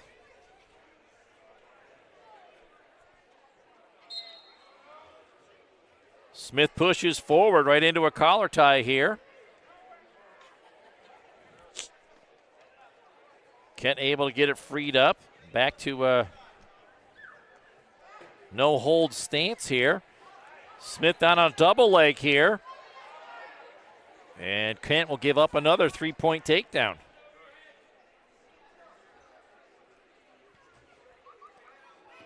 Smith looking to get him flattened out here. Under a minute to go here in the second.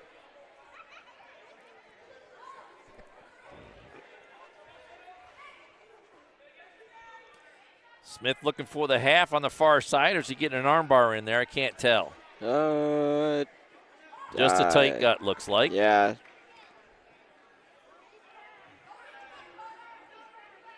Smith with the leg worked in now. And it looks like he has that armbar worked back in on the right side. 25 seconds to go here in the second. Trying to dance around the outside of the head to get him rolled over. And he'll get a roll all the way through. And 3 near fall points for Smith will make it a 9-0 lead here. As Connor got momentarily back up to his feet, but the period comes to a close before he can do anything with it. So we head to period 3.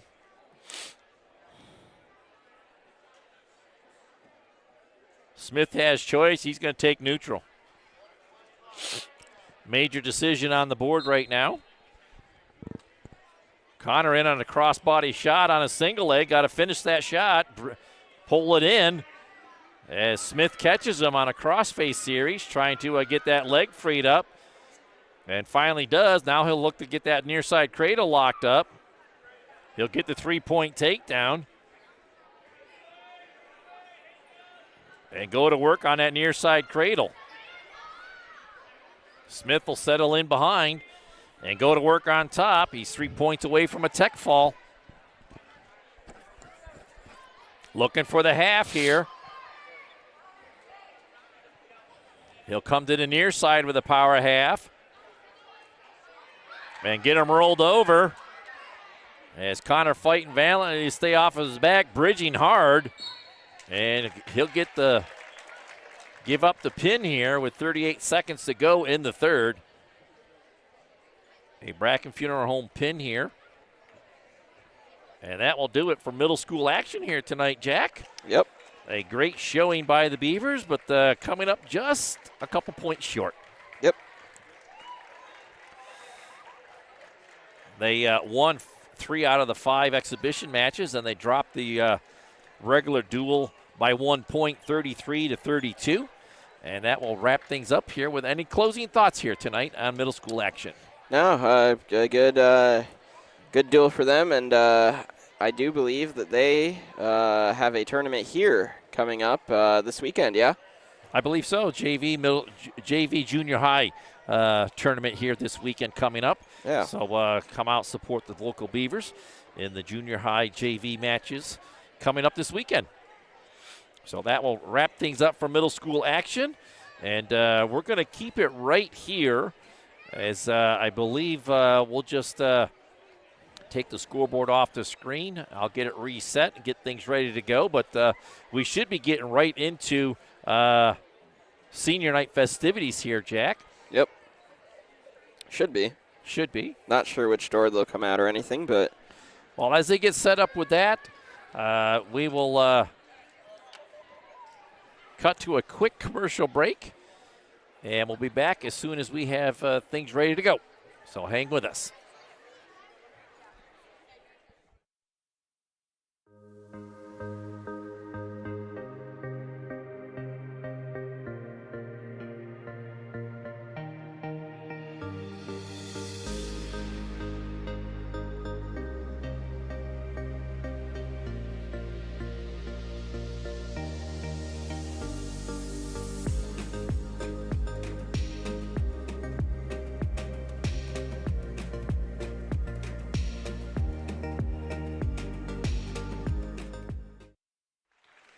And welcome back here to the Deej Experience Sports Stream. I'm Dewey Hurd with Jack Hasbrook as we are into senior night, and we're going to highlight our seniors. So we're going to turn it over to the PA announcer and here to listen to what he has to say.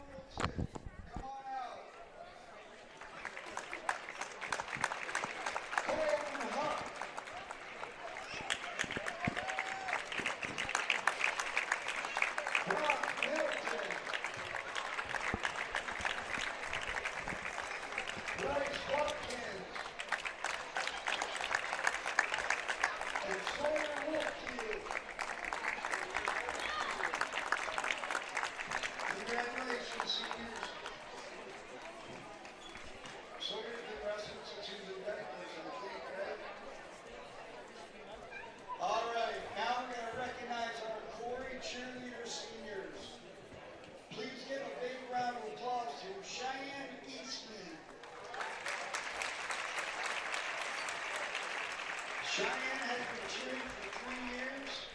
She's being escorted tonight by Todd Eastman. Her plans for the future, she wants to attend Pitt Bradford in the fall for pre-BSN, Bachelor of Science in Nursing, and be a traveling nurse. Cheyenne's favorite memory from cheerleading. Every game and every match with Sarah my sophomore and junior year. Congratulations, Cheyenne.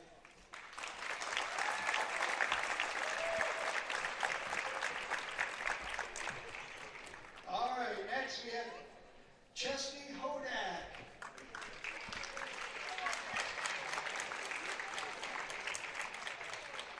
Chesney has been wrestling. She's been cheering for 10 years.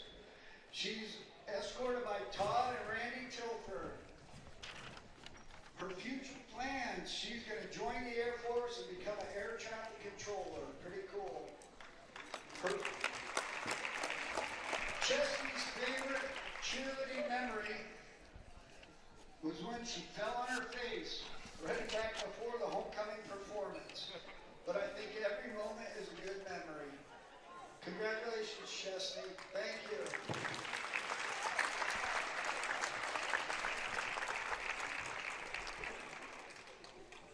All right, now for your Corry senior wrestlers.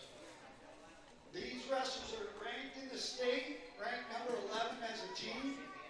And these wrestlers with a victory tonight over the Titusville Rockets will be 24-0 as wrestling for region duels.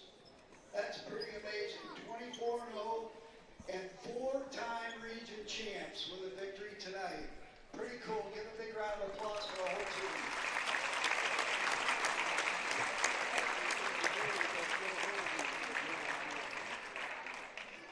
Pretty awesome. Thanks, Coach Travis and Coach Austin, for all their years of work. All right, our first senior, we've got Aiden Beckering.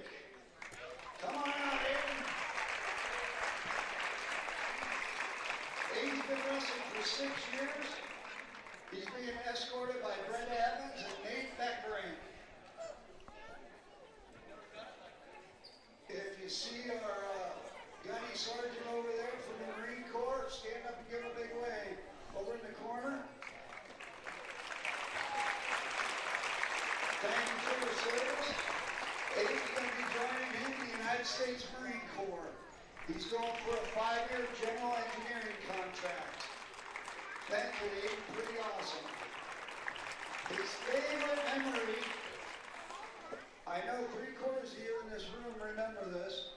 His favorite memory was wrestling Bam's big pin during the duel at Bishop McCourt last year. That was pretty awesome. And the events that occurred in the hotel last year at Penn Cambria during the Holiday Panther Classic. I think that's all the detail we'll give. Aiden wrote, if you know, you know. Hopefully the principals don't know. Congratulations, Aiden.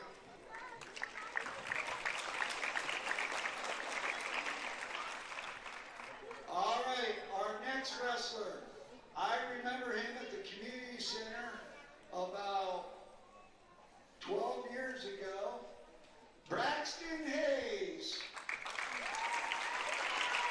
Braxton started wrestling when he was about 6 years old, and then he took a little break until his senior year.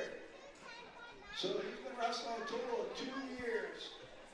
Tonight he's being escorted by Megan Hayes, his mom, and his dad is off at work.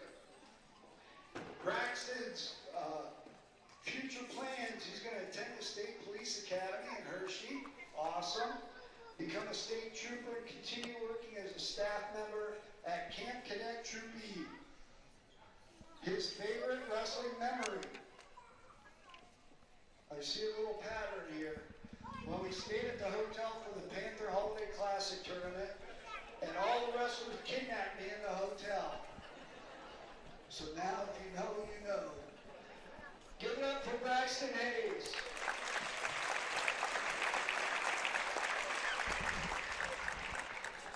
Really, when he was wrestling, when he was little at the community center, he was about 3 feet tall. And now he's up to 139 or so. He grew a little bit. All right, our next wrestler. I remember him at the community center way back with Quarter Kids wrestling days. Big Mac Coop!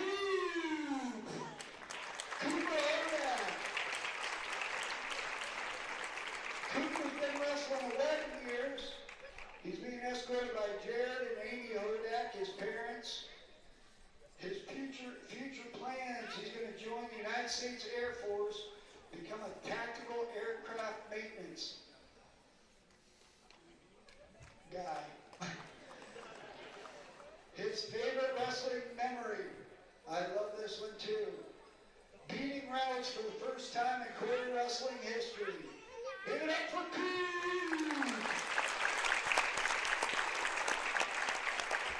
Also, a big thank you to his mom, Amy Hodak, who's been president of the Booster Club for many, many years. So we appreciate all her hard work. By the way, that leads me to another thing for Amy. If you are a junior high parent and you have a junior high wrestler or a JV parent and a JV wrestler and you have not signed up to help at this weekend's tournament, please see Amy or Marcy or Jen, all of our Booster Club parents. We need a lot of help this weekend. We have 19 teams coming, gonna be running, I think, 6 mats. And if you have a wrestler on the team, parents, you should be signed up to be here helping. We need your help. Go see Amy. Thank you, Amy, for all your hard work with the boosters. Awesome. All right, our next wrestler. I remember him at the community center. I remember him at Coach Waller's running every morning. All-American Wrestling. Big Bad Marcus Meredith.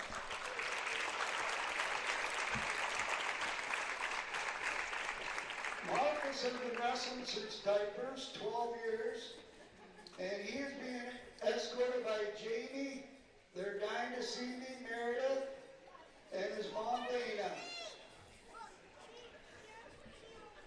His plans for the future, he's going to be attending college with a major in finance. I know the Baron coach is coming at him hard. His favorite wrestling moment was every summer practice at the warehouse. Give it up for Marcus Meredith, M&M.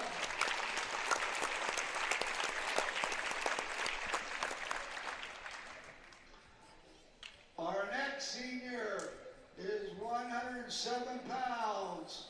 Big O Nickerson.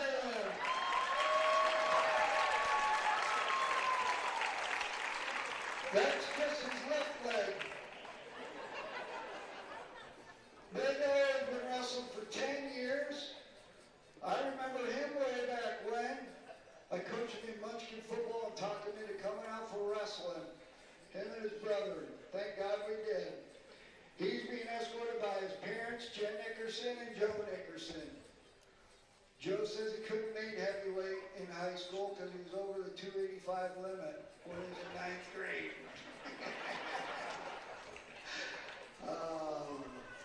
All right, plans for the future. He's going to join the workforce and make some money. All right, Big O's favorite wrestling memory. This is a good one. Beating the #1 heavyweight in New York State and the entire crowd yelling and clapping during his Faulkner finals match. Pretty awesome, Big O.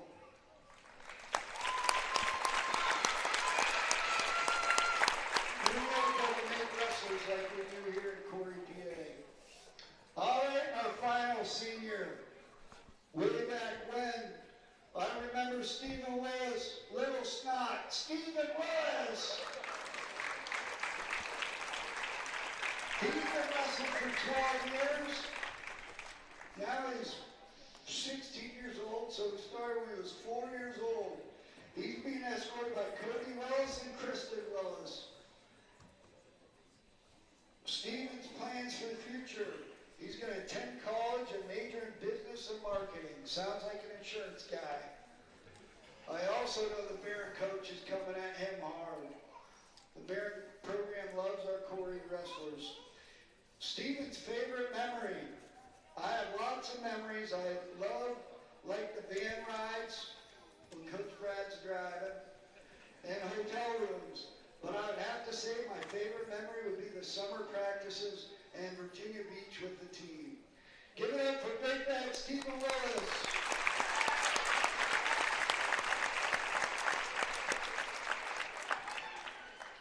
All right, if we can get the parents to come for a picture somewhere. Good. Oh, all right. Once again, big round of applause for our seniors.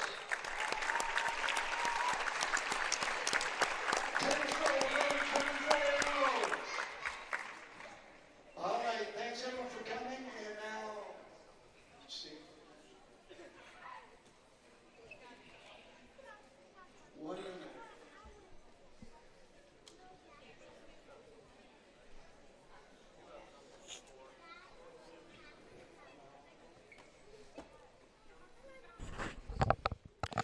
Well, Jack, I think that's it for senior night. as they will get one more last pitcher on Munz Merch, center of the ring. Great group of seniors, and as we mentioned earlier in the middle school action, some seniors out there are going to be really tough to fill, and all of them will be missed, as some of the seniors are not able to break into that starting lineup, but great sparring partners and good practice partners, and making their teammates better because they're there practicing with them. Yep, absolutely. They'll be available after the match for autographs. All right, guys. Take your last bow. There you go. All right, now we have a special performance by our Corry Wrestling cheerleaders. Yeah. Now we'll turn it over to the cheerleaders for a special rendition of their performance. So we'll keep it right here and get the cheerleaders a little action on the screen.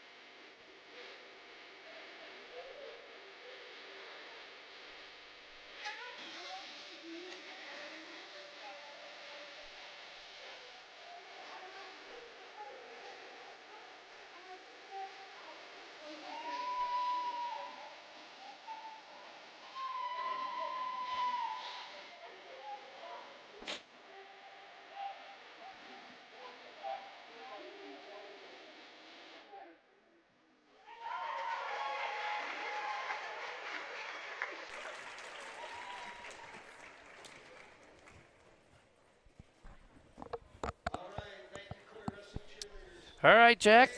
That should do it for the senior festivities here tonight. And we will get into our Box It and Lock It pregame show as we will crank up the varsity action here. We'll start with that usual disclaimer and then get right into it here. So here we go. The following presentation is a Deej Experience production and may not be recorded, rebroadcasted, or retransmitted without the express written permission of Deej Experience LLC. For more information, visit us online at www.deejexperience.com.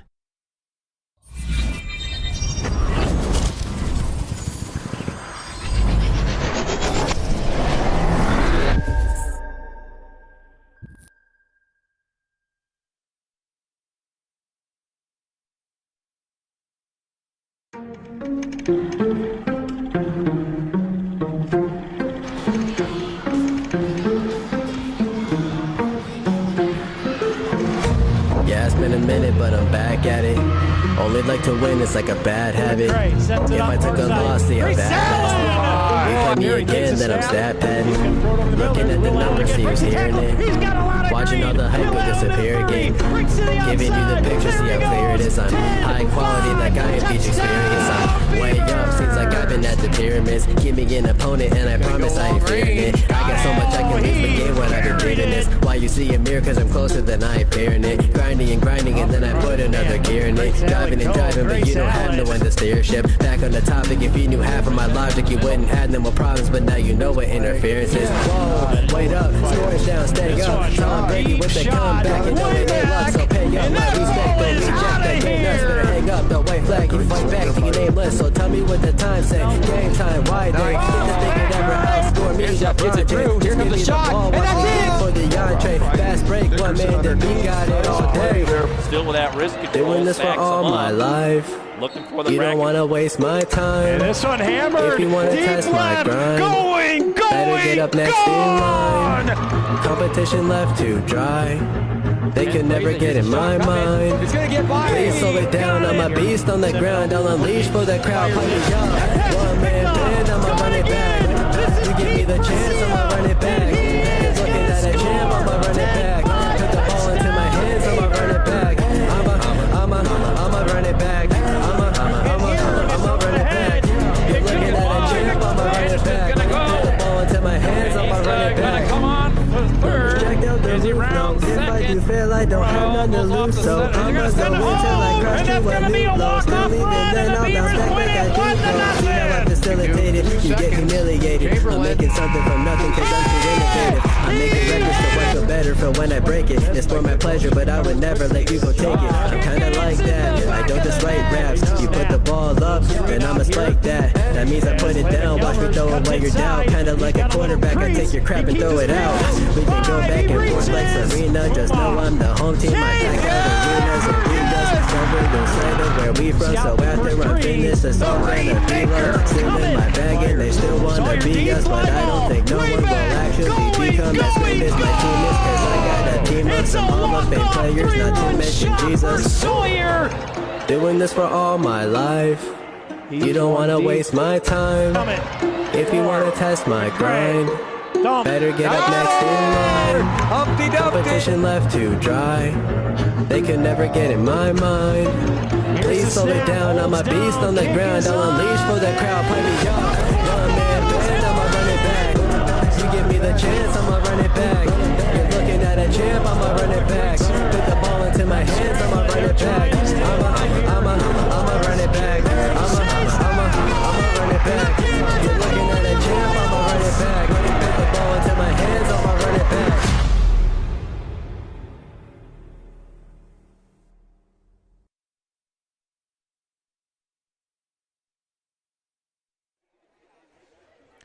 Well, good evening, ladies and gentlemen, and welcome to the Deej Experience Sports Stream. I'm Dewey Hurd with Jack Hasbrook here for the ride tonight, and we are in the West Gym. It is varsity action on the schedule here. Beavers at home taking on the Rockets of Titusville. And, Jack, as we get into the Box It and Lock It pregame show, I'd like to talk a little bit about the last couple of dual meets between the Beavers and the Rockets. In 2025, Beavers won 49-15. In 2024, they won 41-27. In 2023, they won 36-25. And in 2022, the Beavers won 42-24. And I look for that trend to continue on here tonight. Yep. Been a successful last few years against the Rockets, and yeah, certainly look to continue that tonight and secure the region once again. Now, don't get me wrong. The Rockets do have some very stout wrestlers out there. They've got a few wrestlers with 20-plus wins on the season. But the Beavers also have quite a few guys with 20 wins on the season. So I look for the Beavers to take that top 15 ranking in the state and really show who's who here tonight, as the Rockets come in with a little bit of a lighter roster and the Beavers with a full roster here. So, Jack, let's get into it with our Box It and Lock It pregame show and talk about a few things. First and foremost, let's start with our Snap Fitness 3 Steps to Success. First step is have some fun and make some memories. It is senior night. Let's send the seniors off with some memories. Yep, like we said earlier, for some of these guys, this will be the last time they wrestle here in the West Gym. So, you want to get out there, enjoy yourself, and hopefully end your Beaver career on a high note. Well, depending on how things go next weekend down in Sharon with the team duels, the Beavers might have one more home match here tonight. Oh, yeah, you're right. Well, very well could have one, or they will have to go on the road and wrestle on the road. So you're right. Step 2, let's maintain our level, our high level of wrestling, and get after it here with tonight taking on the Rockets. Yeah, we just got a delivery. Is that the name of the kids? Yep, it's in the names of the kids coming out for Corry Kids Wrestling to lead them out onto the mat. Right, yes, okay. So, second step, maintain our level. High level of Beavers wrestling. We say sometimes wrestle like a Beaver, but we need to keep our foot right on that gas pedal, smash to the floor, and see if the Rockets can hang with us. Yeah, absolutely. Big duel last night. A lot of big wins for the Beavers, and that's because they really wrestled up to that level that we need them to wrestle up to here tonight.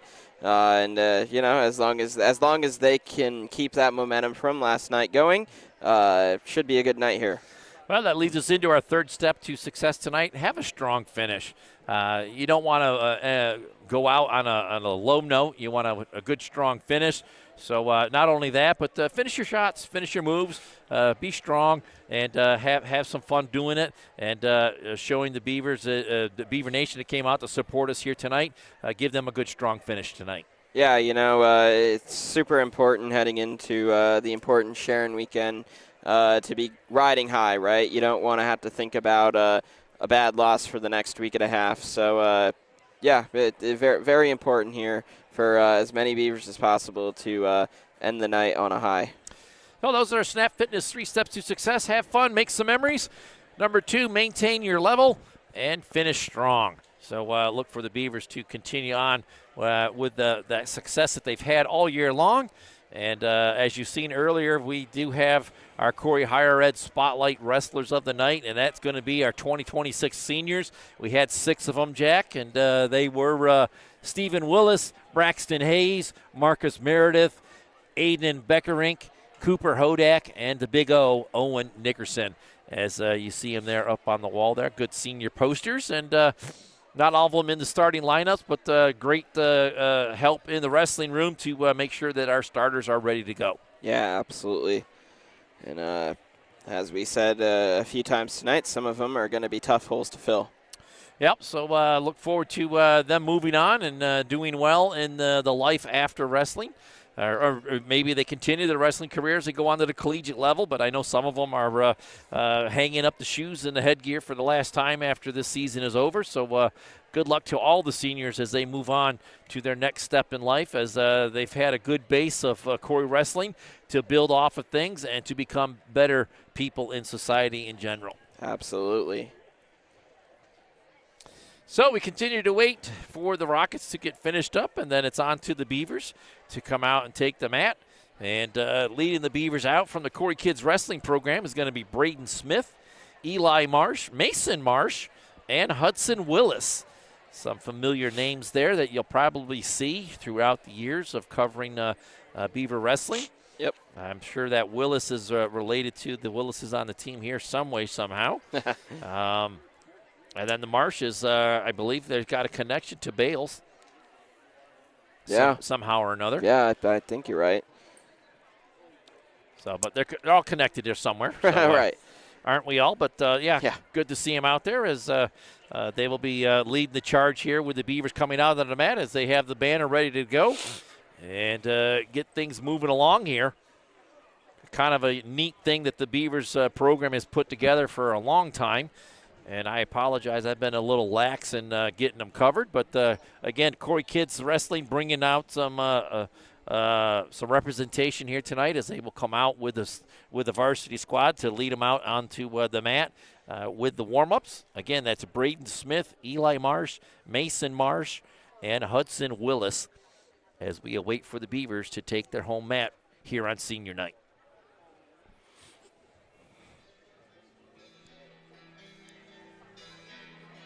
Me likey. Yeah, much better than last week. There we go. We're in Virginia Tech now. Oh.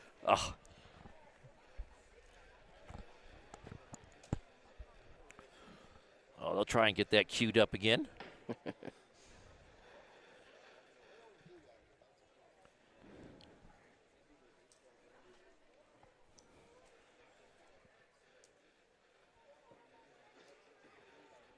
As we wait for the Beavers to come out onto the mat.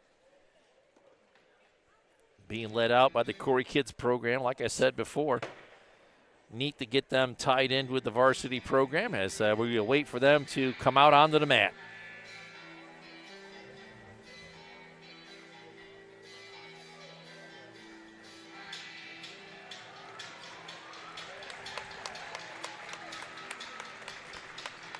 Getting a nice ovation from the home crowd, Beaver Nation, as they come out and take the mat. And it's always good to see a big, thick roster come out onto the floor. Yeah, there sure are a ton of them. Everywhere you look, there's Beavers.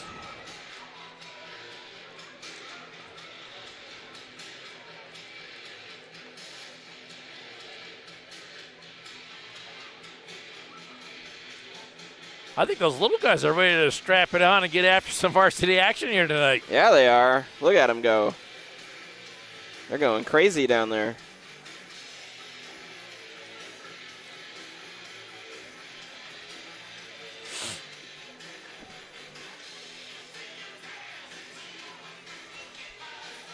And they'll pair up and get warmed up here, Jack, and get things moved along. The only thing left to go here is the J. Gill Heating and Plumbing starting lineups and the Gladiator Law National Anthem, and then we will have the Fox Family Insurance opening match. And if we're starting at 107, we're going to hit Titusville right out of the gate with a couple of forfeits, as they don't have a 107, they don't have a 114, and they don't have a 160. Yep, and it's tough when you have that many forfeits. Puts you in a pretty deep hole right away. That's 18 points that you're already giving up. And, yeah, that can be tough. That's a tough hole to overcome, as the Beavers come in with a good ranking in the state. And when you give the Beavers that kind of an advantage, it's real difficult to get out of that hole. Yeah, any forfeit can be tough to overcome. We saw it even just yesterday. St. Mary's only had one forfeit, but that forfeit is what kept it from going down to the very last match. Yeah, it was, as they forfeited. I think it was at 285. Was it 285, the last match of the night? Yep. So, Beavers get the 36-26 victory. But you take that 6 points off from the very last match of the night. It was a 30-26 advantage going into that last match. And really, the Flying Dutchman had a chance to get the victory, but they had nobody at 285. So Beavers get the double-digit win, but it's kind of a little bit of a balloon effect there. Yeah. But that's just goes to show how important it is to try and field a full roster when you can. Of course, some of those weights on the extreme ends of the rosters can be tough to fill, right? Yeah, absolutely. So Beavers did have some struggles throughout the year this year, getting that full roster filled in. But a couple times we had some sickness, and we also had some weight issues. So Beavers had some struggles early on in the year. But right now, as they hit their stride going into the postseason, they have that full roster, and that is just a nice thing to see heading into the postseason, as it gives the Beavers a leg up on their opponent sometimes, and sometimes it makes it easier to get the victory. Sometimes it makes it a runaway. So Beavers will circle it up here, and we'll get right into our PA announcer and get the J. Gill Heating and Plumbing starting lineups here as soon as the Beavers break the huddle on the floor, and we'll get after it. So we'll turn it over to the PA announcer and get those lineups along with the Gladiator Law National Anthem.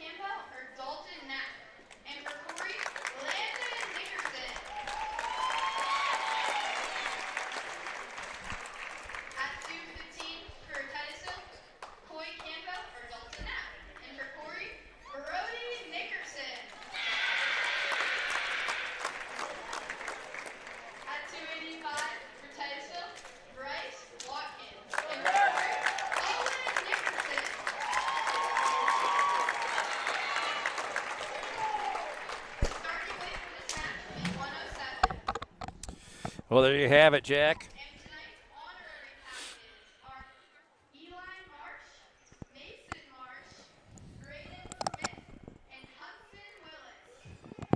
As we have our honorary captains from Corry Kids come out for the coin flip.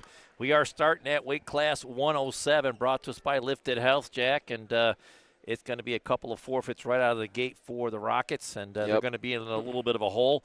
They had a one more forfeit in there. I think it was an injury or an illness that they don't have, and I think that's at that 133 mark. Yeah. So 4 forfeits on the night. That's an awful big hole to get out of. Yeah, that's that even tougher than before, obviously. 24 points. Going to be an uphill climb for the Rockets.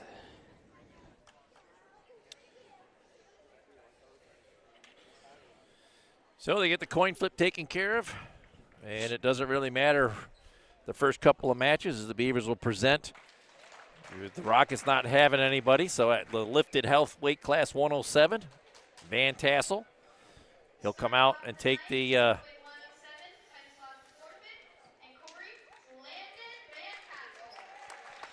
Van Tassel takes the forfeit. And we will move up to Skylar Hayes at weight class 114, brought to us by Harvest Community Church. And the Beavers, without even wrestling, will have a 12-0 lead here.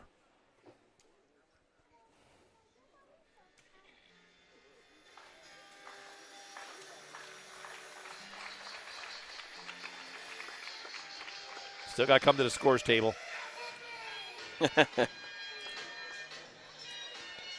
Skylar Hayes coming out at 114. And just like that, it's 12-0.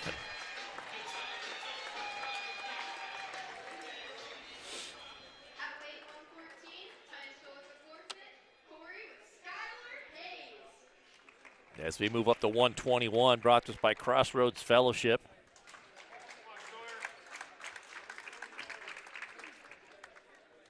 It should be Roman Kafferlin coming out here. It's a new walk-up song. And his opponent tonight, I believe, is Sawyer Wolfkill.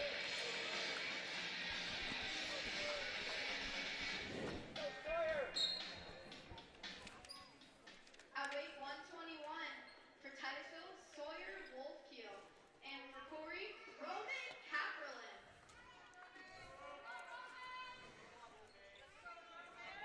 So we're underway here with the Crossroads Fellowship weight class here at 121. Kafferlin against Wolfkill. Trying to get that corner as Wolfkill to get the takedown. Kafferlin spinning into it and kind of quit spinning there, and Wolfkill will get the 3-point takedown and wrestle from in front here. Kafferlin's got his work cut out here. Wolfkill, one of the solid wrestlers from Titusville.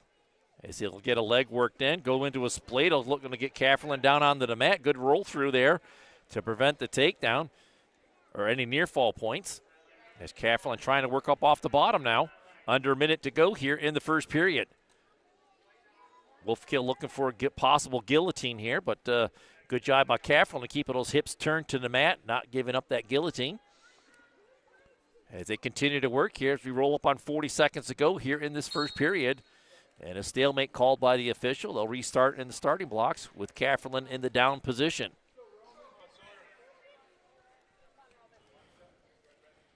Sawyer to cover here.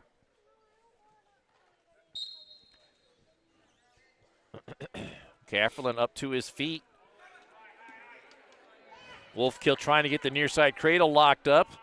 Kafferlin doing a good job of stretching out, staying long, not giving up that side cradle. Good job of spinning there. Wolfkill will go back to work on top, trying to get that armbar in. With wrist control on the far side. Good hip turn there by Kafferlin to stay off a near fall circumstance.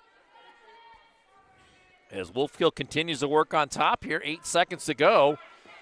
And a good roll through there by Kafferlin, preventing, again, any near fall points. And Kafferlin's going to get out of the first period just down by 3 here, Jack. Yeah, a lot of nice defense there. Wolfkill will defer to the third, and Cafferland will take the bottom position as we start period number 2.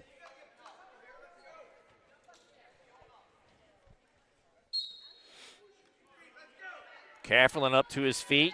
Wolfkill trips him down onto the mat. Gets a hammer lock in, and she'll look to get the arm bar to go with it. Doesn't do it. He's looking for thread the needle here. As Cafferland gets back up to his base, Wolfkill will get that arm bar in, trying to get him flattened back out. Tried stacking him up there, couldn't do it. He'll work a leg in now. Looking for a spladle. Cafferland doing a good job. He'll turn into him, but gets flipped over to his back here. And Wolfkill with some near fall points being awarded. Cafferland working hard to stay off of the pin. Wolfkill in with a head and arm now. Cafferland able to spin with him. Wolfkill continues to work with that head and arm. And that's a long time to fight off your back there, Jack. Yep. And to no avail, Wolfkill gets the victory via the Bracken Funeral Home pin in the second period. Now Titusville gets on the board.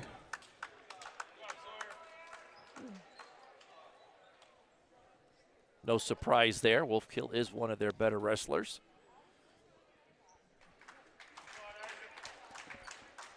We'll move on to 127. And this will be Isaac Roberts. And his Beaver opponent is going to be Landon Walliser.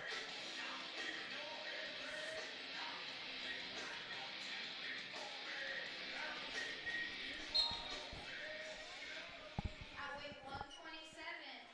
127 brought to us by Sawyer Builders. And for Corry, Landon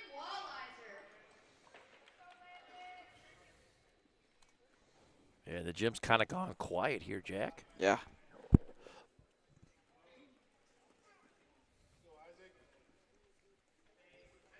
Isaac looking for a shot. He's got a leg. Yeah, Roberts in on a leg as Walliser gets a whizzer in. And Isaac looking to get the takedown. Walliser continues to work, not giving up the takedown, but Isaac stays with it and does get the takedown. So Roberts will wrestle from in front as he gets him turned as well. Walliser working hard to belly down. He'll give up 4 near fall points and trail 7-0 here. As Roberts gets him back over to his back again, trying to bundle those arms together. Looking for the Bracken Funeral Home pin there, but unable to get it. He'll take a 7-0 lead, though, with 50 seconds to go here in the first.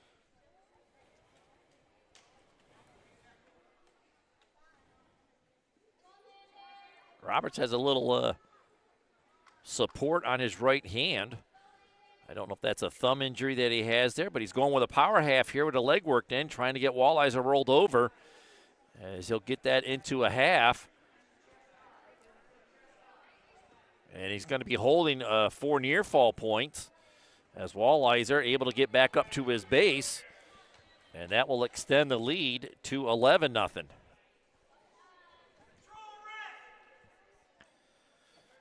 Roberts continuing to work on top here. I told you, Jack, they had some good quality wrestlers. Once they had somebody to come out onto the mat, they just a little short-staffed here tonight. Yeah. Walliser able to get out of the first period. He's in a big hole here, 11-0. Roberts has choice. I'm sorry, Walliser has choice. He defers to the third. And Roberts is going to take top. Interesting call there. I would have thought he would have taken the bottom. But after getting 2 sets of near fall points. Yeah, I'd imagine that's what he's thinking. He's looking for another set of 4, and that would be a tech fall here in the second period. As Walliser has had difficulty getting up off the bottom and staying off his back here.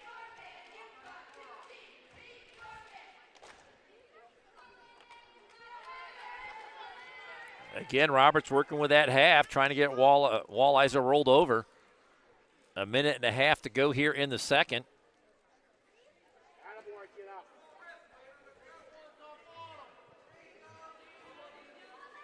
And there it is. Roberts getting him flipped over. Referee holding 4 points. If he doesn't get the Bracken Funeral Home pin here, he'll get the tech fall. Yep.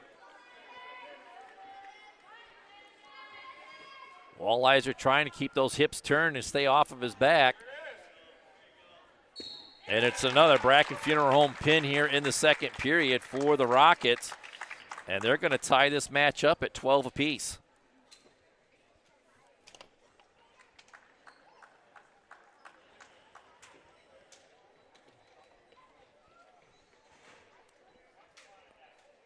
And we'll move up to 133, and I thought they said they had a forfeit for the Rockets. I think the Beavers are going to get it right back. We'll see what happens here. It should be Stephen Willis coming out for the Beavers.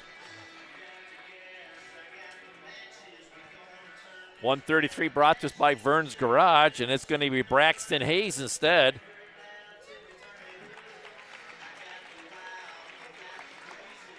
Though Braxton Hayes takes the forfeit.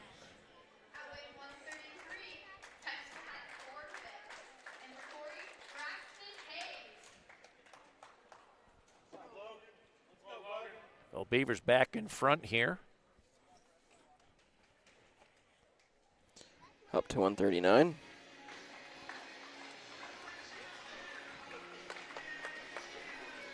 And 139 is going to be Stephen Willis bumping up a weight class. Yeah. Running out to the anthem of the Michigan Wolverines, Mr. Brightside. At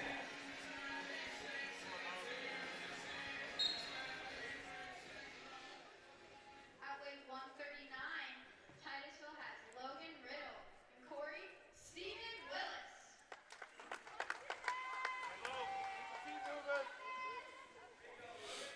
Willis in on a single leg. And they'll get him, I think. Yeah. Quick takedown there for Willis.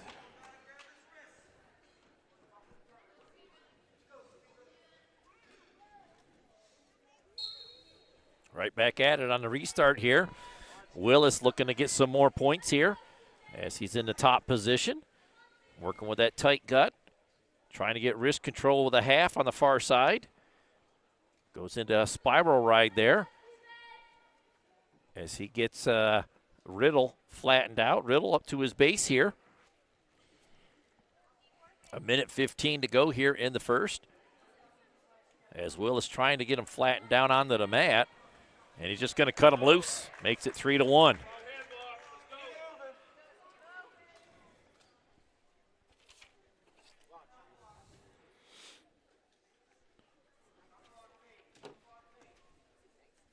Back up on their feet here.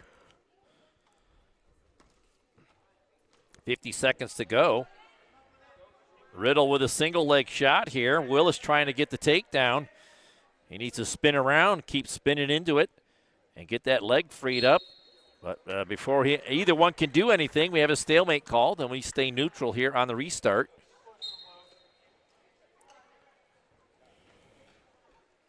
Willis trying to set up a shot here. 30 seconds to go.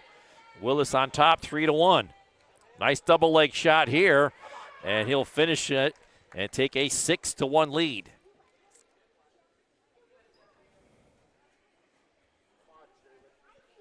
.15 seconds to go here in the first.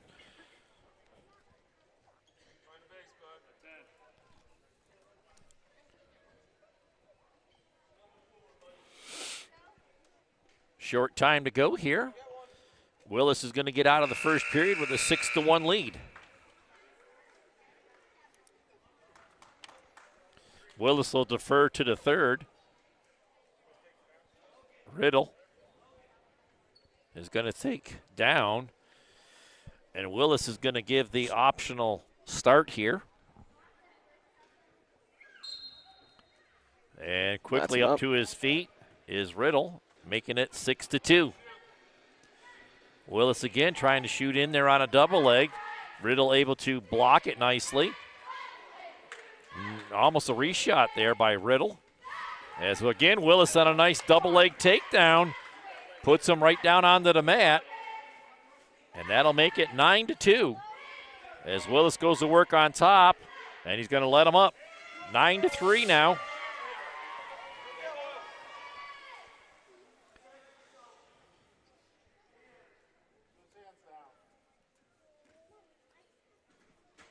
Continuing to circle. Now Willis will just back up into the Munns Merch middle of the ring. And wait for Riddle to meet him there. Minute 10 to go here in the second.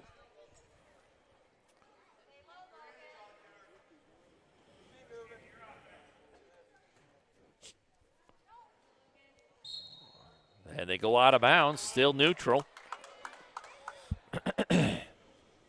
Willis to the starting block, along with Riddle. Under a minute to go here in the second. Willis looking to extend that lead and get into a major decision. Riddle in on a single leg. Willis working on a leg control of his own.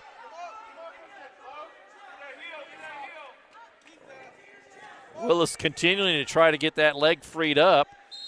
And stalemate is called by the official. We'll stay neutral and we'll start on our feet once more.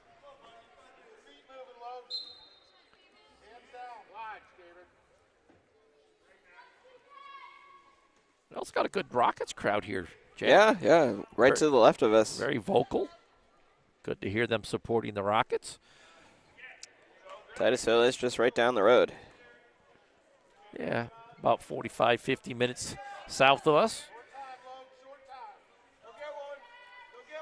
Down to 7 seconds to go here in the second, and Willis backs up a little bit.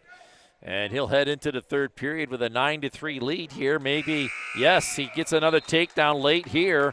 Makes it 12-3.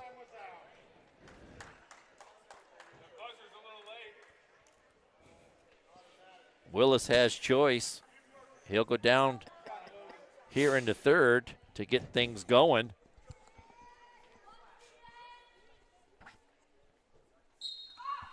Willis quickly into a stand-up.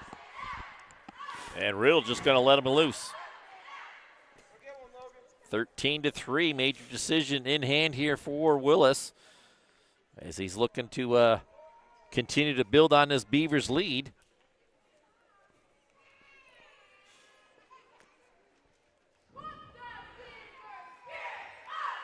He's going to need 5 more points here to make a tech fall.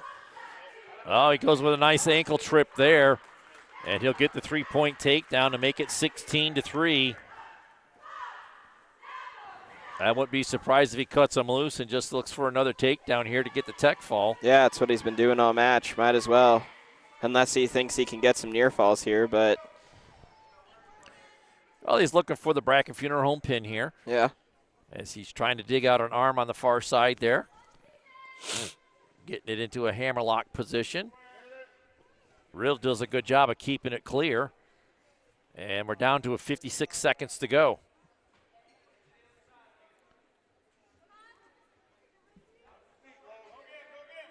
And he's just going to cut him loose. Yep. Makes it 16-4. 40 seconds left in the period. Another 3-point takedown would be a tech fall.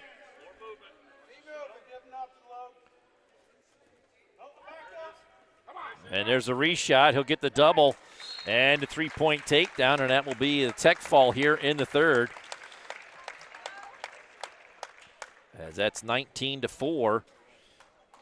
And the Beavers with their biggest lead of the night now, 23-12.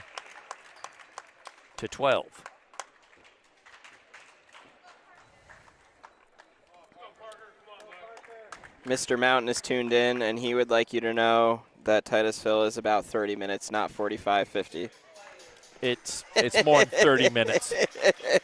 He needs to drive it a few more times.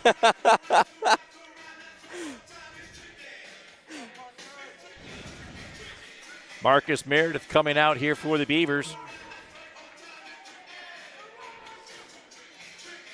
And I believe his opponent is Parker Miller. 145 for Titusville, Parker Miller. And for Corry, Marcus Meredith. And 145 brought to us by the Rossbecker Insurance Group. 139 was, or is this 130? No, this is 145. Yeah, 139. this is 145. 139 was the Corry Community Foundation.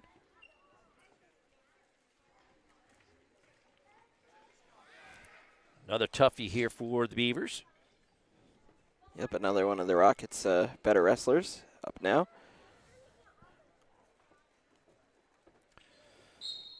As they go out of bounds, still in a neutral position. Not the first time that these guys have seen one another, I believe.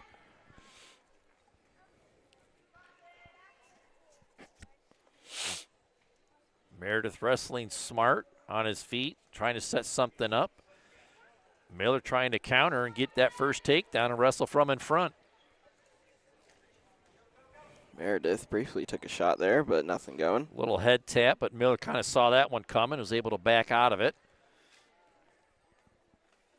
Now he's in on a single leg here. Meredith trying to get a whizzer in there to prevent the takedown, and it is a three-point takedown for Miller as they go out of bounds. And the Rocket will wrestle from in front here. 43 seconds to go here in the first. As Miller will cover.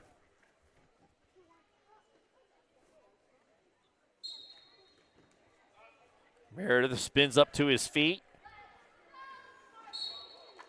And Miller lifts him high in the air and drives him out of bounds.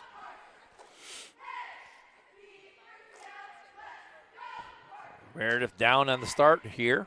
38 seconds to go in the first period.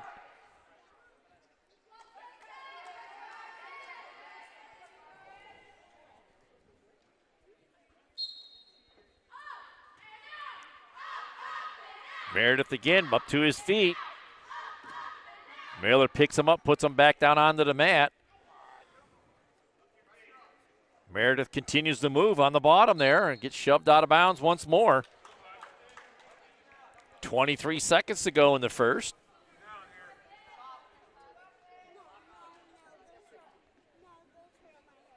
Miller to cover one more time here.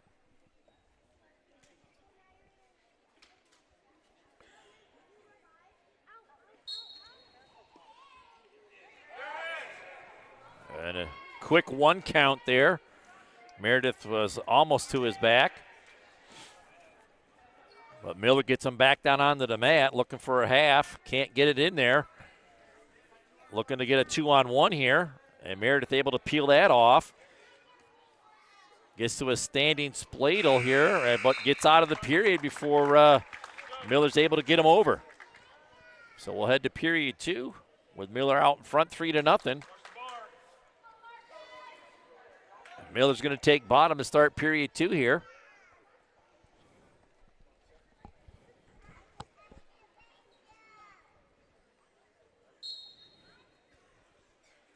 Right to his stand-up, Miller. Looking for wrist control. Nice heel trip there by Meredith. Gets him right back down onto the mat. Right back up to his feet as Miller working on that control. Meredith picks up on a single leg, close to the out of bounds. As he tries to elevate it. And they get shoved off the mat there. So no change in control here. Miller down on the restart. 1:39 to go here in the second.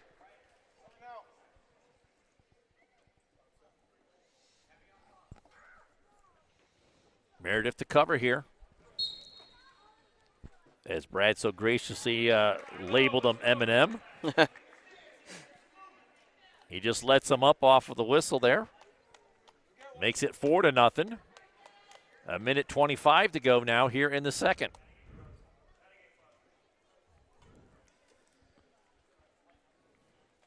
Miller shoots in on a crossbody single leg, and he'll dump him down onto the mat and get another three-point takedown here. Makes it 7-0.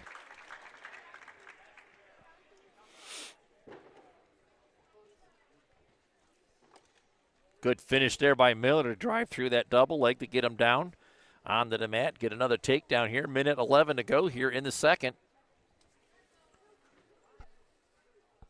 Miller looking for the major decision here. He's 1 point away. A little bit of a spiral ride there. As Meredith able to keep moving as he'll look to get wrist control. Miller keeping a good grip on him there. Rolls him over, but not enough for any near fall points as Meredith able to belly down. Stays out of trouble. 45 seconds to go here in the second. Miller bundling the arm underneath. Trying to work that on a 2-on-1.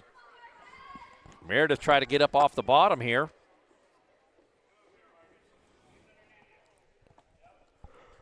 Still looking for his first point of the night is Meredith. Miller, a tough competition there. Meredith almost like wrestles with eyes in the back of his head as he finally gets the escape. Makes it 7-1. 10 seconds to go here. Down to 4 seconds. They both are taking peeks at the clock. We're going to go to the third period with Meredith trailing 7-1 here.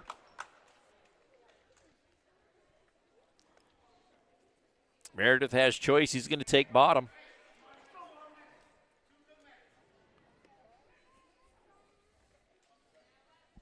Miller will cover.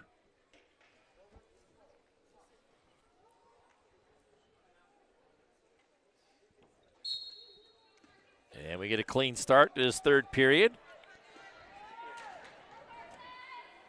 Miller working with that 2-on-1 there. Meredith almost got the relevant church reversal there as he gets up to a stand-up here. Miller puts him back down onto the mat. Meredith stays in a seated position. Miller working with a 2-on-1 here. Trying to get him tilted over, and he just kind of pops right out. Meredith is going to get the 1 point for the escape here. Was mighty close to another reversal. Makes it 7-2. Minute 20 to go. Both wrestlers kind of swaying in the breeze here. Trying to set something up.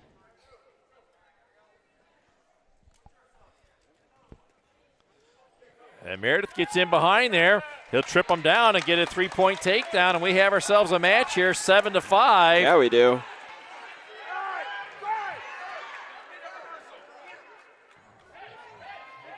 Miller kind of spinning into him, getting good and square, and he's going to reverse him back, makes it 9-5.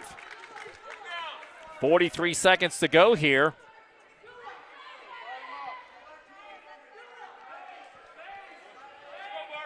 Marcus has got to get back up to his base. I think he's a little gassed there, Jack. Yeah.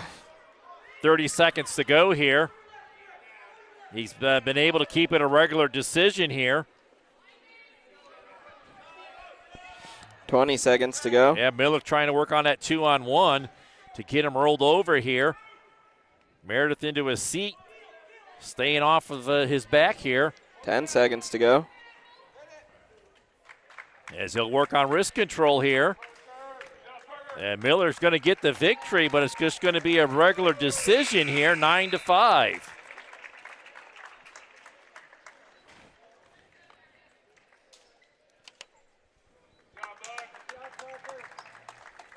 Good match there. Yeah, good effort there by both wrestlers. As we move up to 152.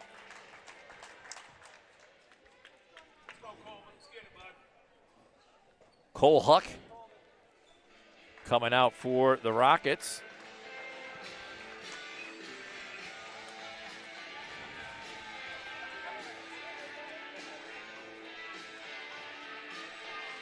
And it'll be Carson Braswell for the Beavers.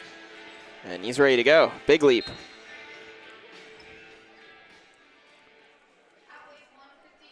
Carson Braswell out at the 152. That's Corry Redevelopment Authority. Braswell already in on a leg. And he will get the 3.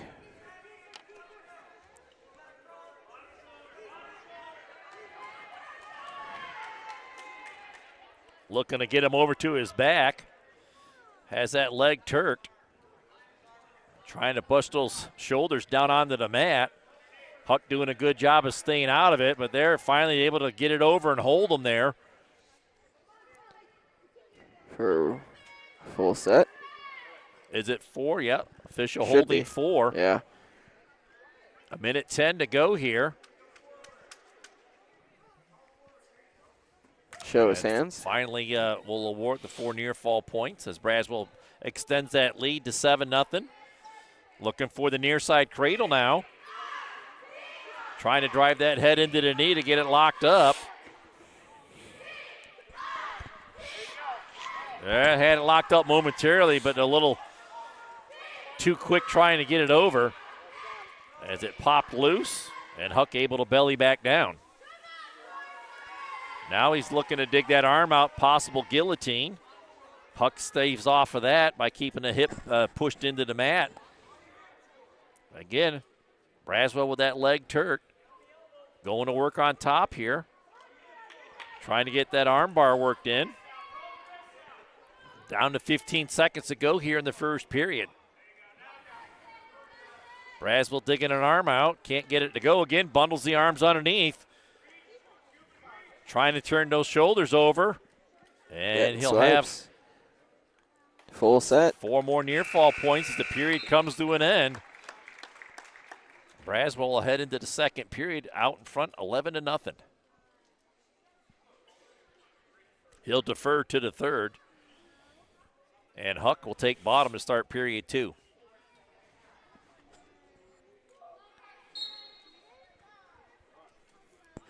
Good movement there by Huck, up to his feet. Braswell puts him back down onto the mat.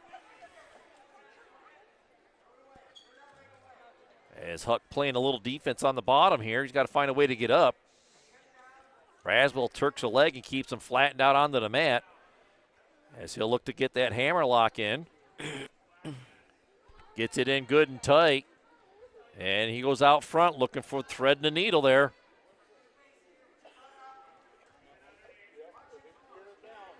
And he'll slide around, getting it locked in. Yep. And he'll look to pick him up onto his hip and roll him over. He'll grab that chin, and it's over to his back, and this one's going to be over. Yep. No getting out of that. That's good and tight. As Braswell gets the Bracken Funeral Home pin here in the second period.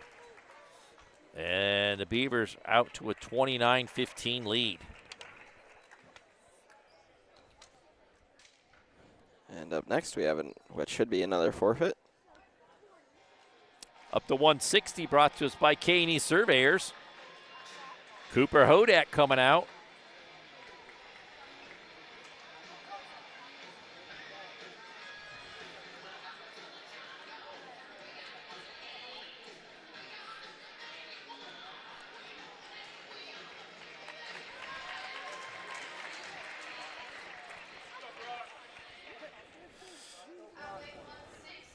That'll put the Beavers up to 35.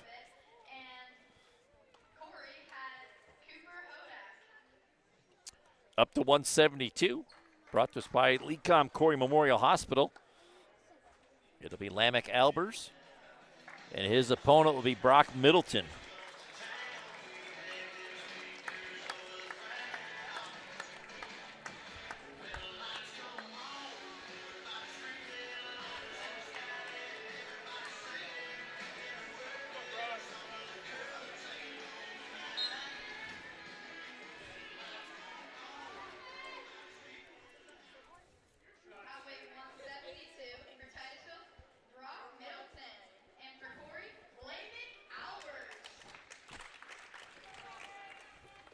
Bit of hand fighting going on.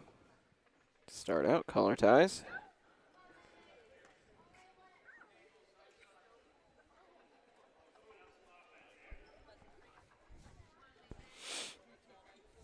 Neither one getting the advantage so far as they continue to work in the black circle. Albers in on a single leg, coming out the back door.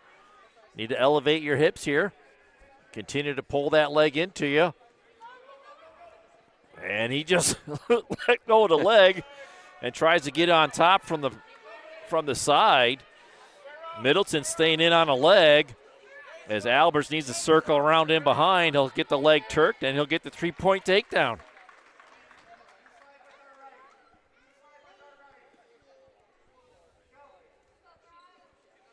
Albers with a 2-on-1 now.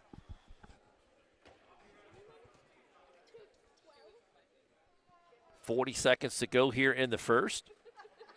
Albers continues to work on that 2-on-1.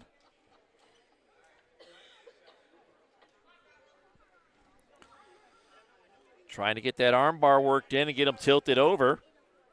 Albers continues to work on it. 25 seconds to go here in the first. Middleton with good strength there, to staying belly down, not giving up the near fall points. Albers continues to work, trying to get him rolled over. Has that arm bar in deep. 8 seconds to go.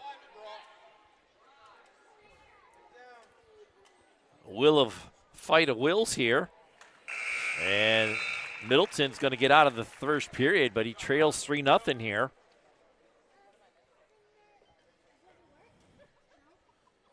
Albers has choice. He's going to take bottom to start period 2.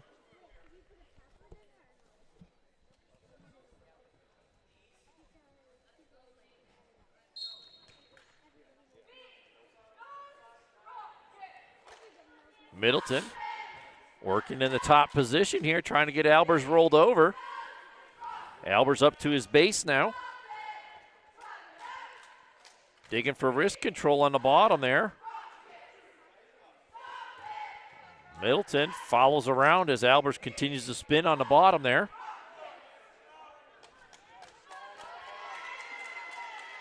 Albers works up to his feet. Middleton chops him down. Albers able to find a leg as he'll come out the back door, looking to get the relevant church reversal. Albers continuing to work on trying to get on top here. Finally gets that leg freed up, and he'll score the relevant church reversal here as they go out of bounds. Albers is going to let him up right off of the whistle here. Makes it 5-1.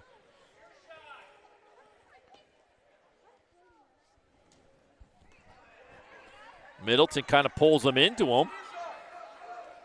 Albers not able to score off of it quite yet. Finds a leg here in a fireman's carry. Middleton's trying to stay heavy back, not give up the takedown. Albers able to roll into him. Still on that single leg. He'll hip heist over. Need to switch to a double here and get that takedown. Middleton comes back with a hip heist of his own as Albers continues to keep that leg. Trying to come out the back door here. Got to get that left arm freed up. Pops the head and scores the 3-point takedown. Some good fight by Middleton, though. 8-1 is the advantage for Albers. 10 seconds to go here in the second. Albers gets a leg worked in. Gets him flattened out onto the mat, and the second period is going to come to a close before he can do much of anything else.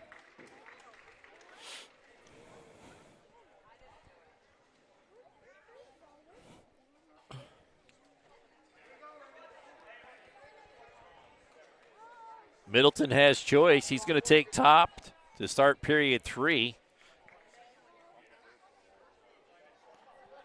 Albers with an escape here will have a major decision on the board or relevant church reversal, as the differential is 7 right now. Albers trying to work up off the bottom here. Middleton working on top, trying to get him flattened back out. Albers is back up to his base. Gets to a roll through. Middleton able to stay with him. Bundles the arm underneath. 2-on-1. Albers peels it off.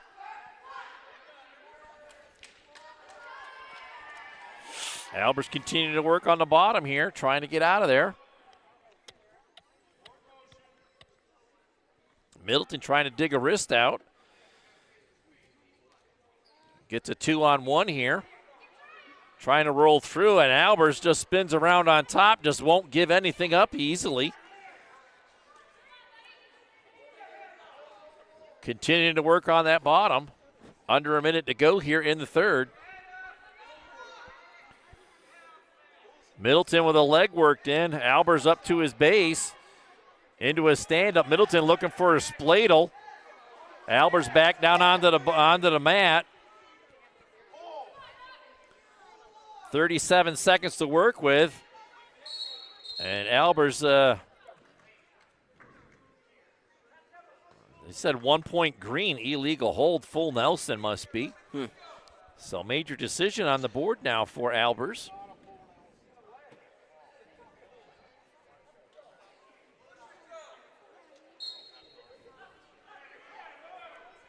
Well, irregardless, it was an illegal hold called by the official.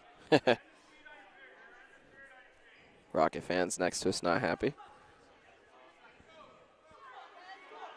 Middleton continuing to work on top here. Albers into a sit and switch. Looking for the relevant church reversal. Albers got to elevate the hips. He'll get the relevant church reversal there. Makes it 11-1. With 2 seconds to go. And Albers will get the major decision. 11-1.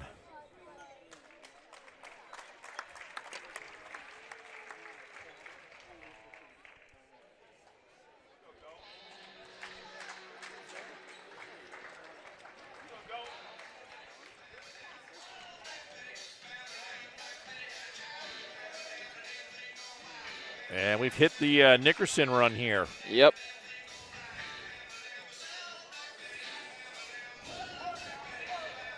189 for Titusville, Dalton Knapp. And for Corry, Landon Nickerson. Dalton Knapp out here for the Rockets. Taking on Landon Nickerson in 189, brought to us by J.H. Napa Auto Parts.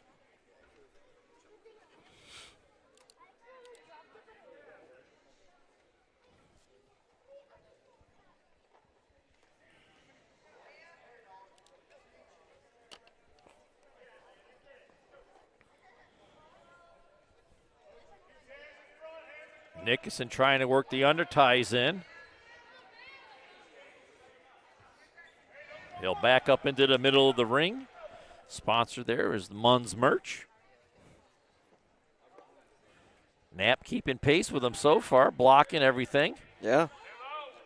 Nickerson with good pressure forward, trying to find a leg here.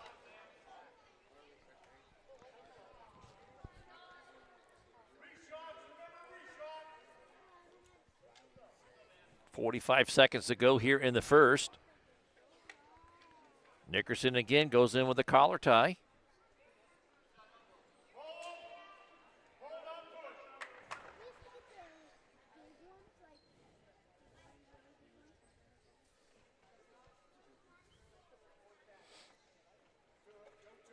Still sizing each other up here.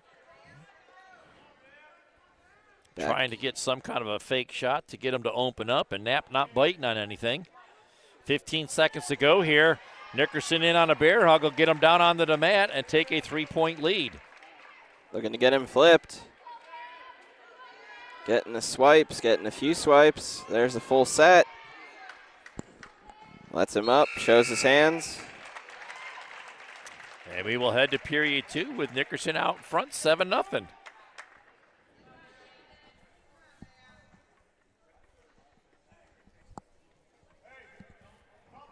Knapp defers to the third, and Nickerson takes neutral.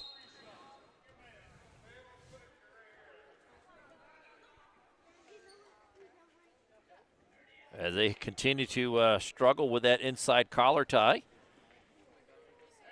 Trying to work that into something. Nickerson looking for a leg. Knapp defends well.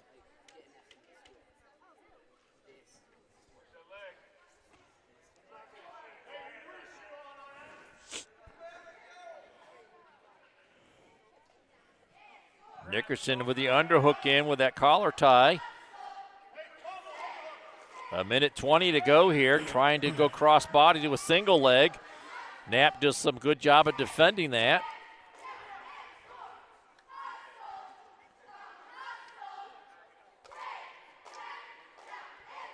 Well, these guys have been wearing out the middle of the ring here. Yeah.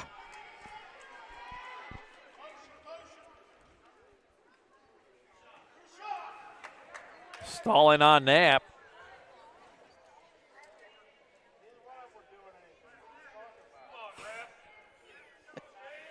Titusville fans again not happy, but Landon is the only one really doing anything.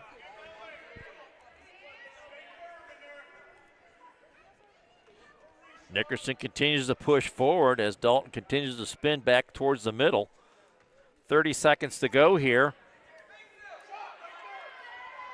Knapp with an arm and wrist control, but Nickerson able to pull it back into his own possession. 20 seconds to go here. There's a shot by Dalton. And Nickerson caught him coming in to a near side cradle. He'll get the three-point takedown. And Nickerson will settle in behind as this period comes to a close. And Nickerson's going to take a 10-point lead into the third period.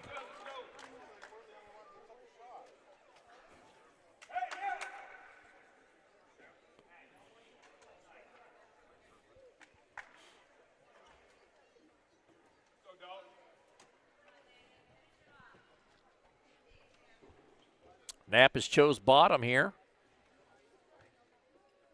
As Nickerson will cover on top and go to work here.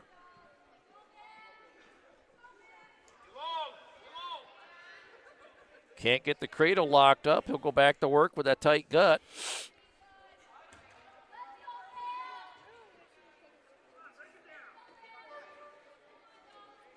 Gets him back down onto the mat. Minute 33 to go. Get that 2-on-1 going as he looks to tilt him over. Was that a one swipe, Jack? I believe so. Nickerson's going to cut him loose. Going to make it 10-1. And they go out of bounds. We're neutral here with a minute 13 left.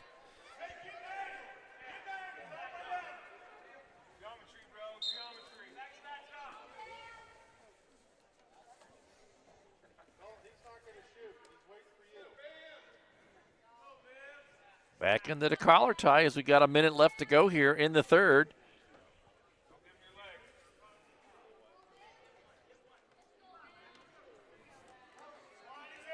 Back in with that collar tie. Nickerson trying to get it into a front headlock.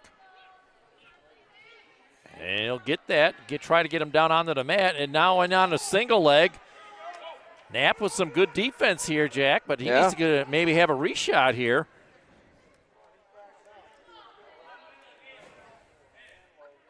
.25 seconds to go. Trying to get behind him, and they do get blown out. Yeah, they go out of bounds. We're still neutral with 19 seconds to go.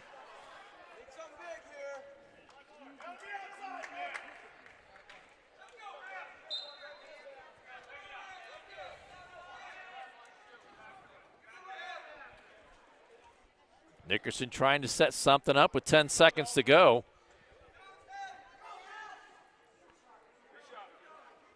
And the defense by Knapp has been stout here. Yeah. As Nickerson's going to get the major decision here, 10-1.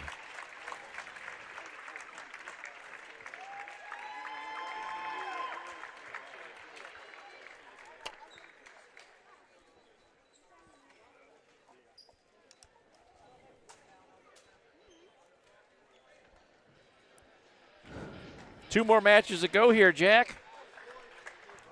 2:15 brought to us by UTEG's Body Shop. It'll be Brody Nickerson coming out here for the Beavs.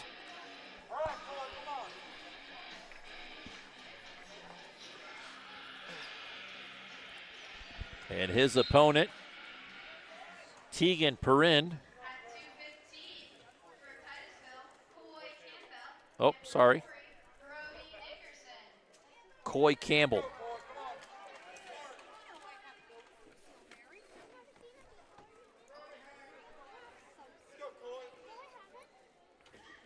Collar ties still. Moving around the ring.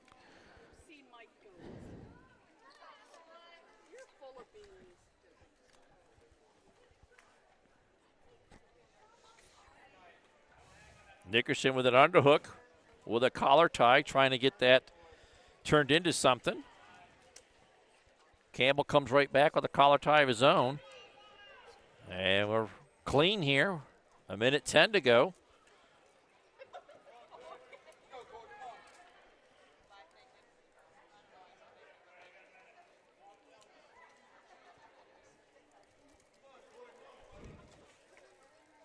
Both guys with the same offense here, it looks like, Jack. Yeah.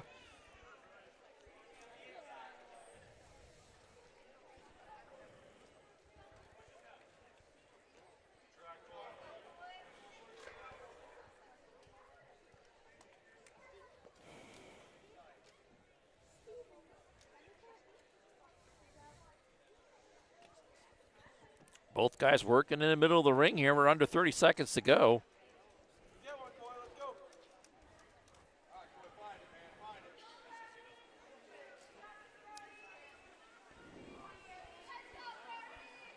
Still nothing doing.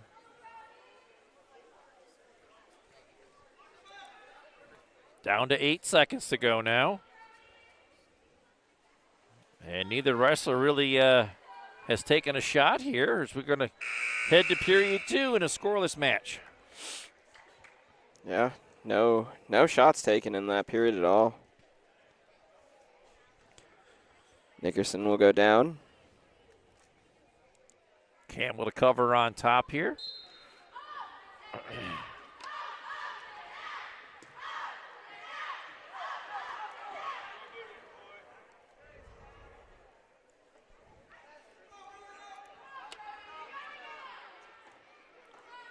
Coy trying to get both feet worked in. And a technical violation is going to give Nickerson a 1-0 lead. Believe it. Was it locking hands? Just your arms coming together is considered locking hands. Right. You can't do that in the top No, I was position. asking if that's what it was called. Yes, locking hands was what was called. Yeah.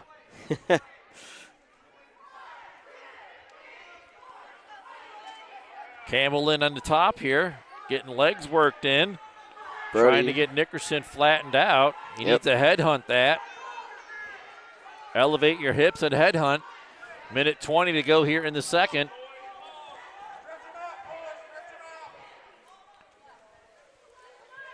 Nickerson got to work from the bottom here. I know it's tough to do in that position, but you got to find a way to elevate those hips. Yeah, and he does.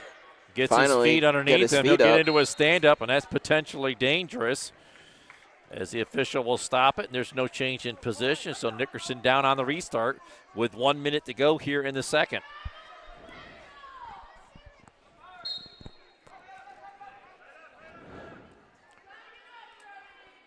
Nickerson in his base trying to get up.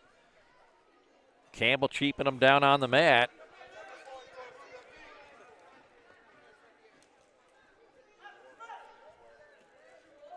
Nickerson in his base here. I'd like to see him move a little bit more to try to get up. Campbell tries to put a leg in, and there he goes into a quick stand-up once he felt like that pressure was gone. And getting out front and getting the escape. We're back to neutral, and it's a 2-0 lead here for Brody. 22 seconds to go here in the second.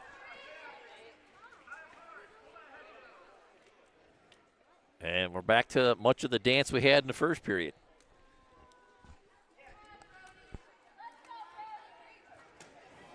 There's a shot from Campbell.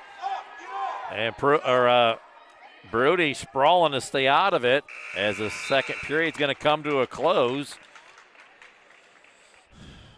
Nickerson heading to the third with a 2-0 lead. Campbell takes bottom here.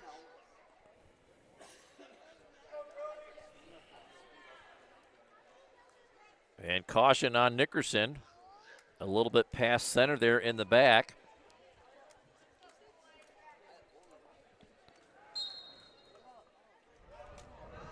We get it corrected and get going here.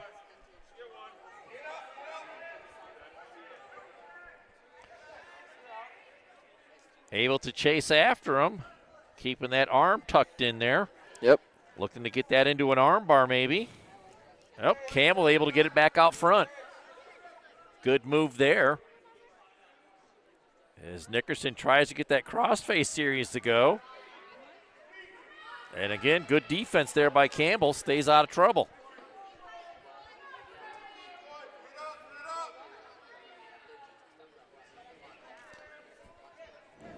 A minute 15 to go here in the third. And Jack, it looks like both guys are on fumes here. Yeah. Yeah, I reckon Beavers might still be a little tired from the big day yesterday. Nickerson got one swipe there, gets the arm bar worked in, looking to dance around the head here with wrist control to try and get him flipped over. Campbell fights right back and avoids the near fall. Now he's going to get chin back. And official not holding any near fall points. Brody will settle back in behind and go back to work on top. Yeah, I don't know. 35 seconds to go here. I don't know if he swiped at all. Now he'll bundle the arm there as he'll work out front. Has the arms bundled together and get him over to his back here. Swipes. There's some near falls. Official holding 4 as he'll scoop a reverse half here and gets the Bracken Funeral Home pin.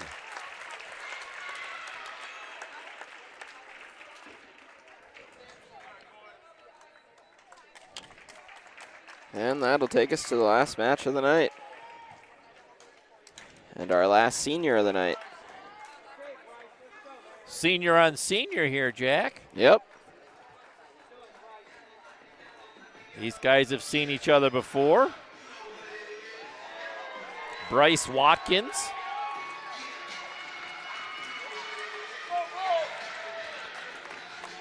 And his opponent is the one and only Owen Nickerson.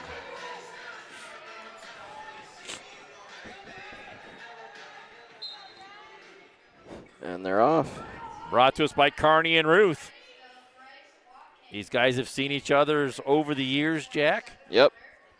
As freshmen, as sophomores, as juniors. And Owen back to working his offense his way. Yep.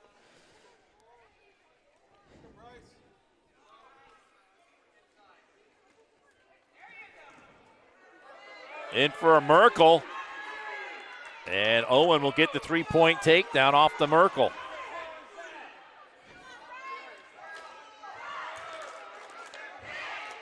Stays with that control. He's looking for a trip to go here. You're going to get 1 point for the escape is Watkins, so we're back to neutral. Nickerson looking for the hip toss here, bracking him back down onto the mat. As the gym starts to come to life again. Yep. 55 seconds to go here in the first. It's a 3-1 score here for Nickerson.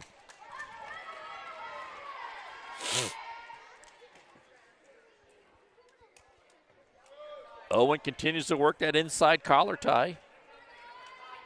Watkins comes right back with it. We're down to 35 seconds to go here in the first period.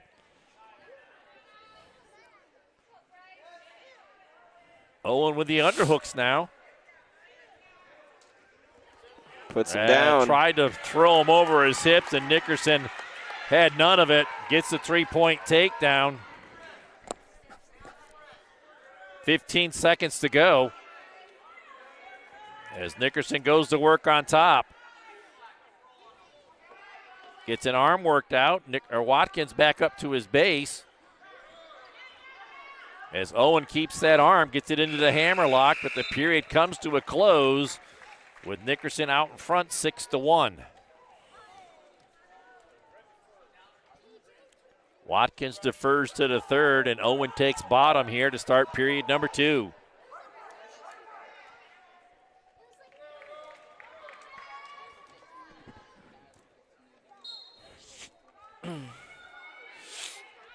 Owen up to his feet. Watkins tries to drop down onto a leg. Owen gets a whizzer in. Trying to get him bellied over. Got one swipe, but Owen able to defend it off. Owen back up to his feet. And he gets the 1 point for the escape. Makes it 7-1.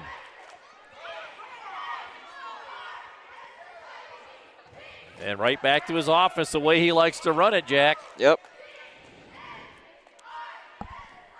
Minute 20 to go.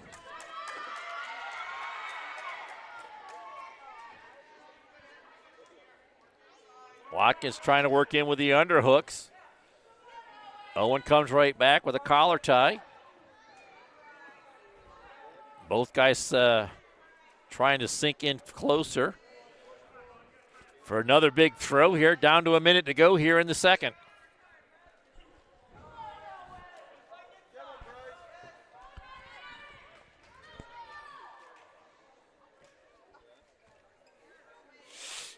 Both guys with 20-plus wins on the year, so you're looking at 40 wins on the mat right here, Jack. Yep.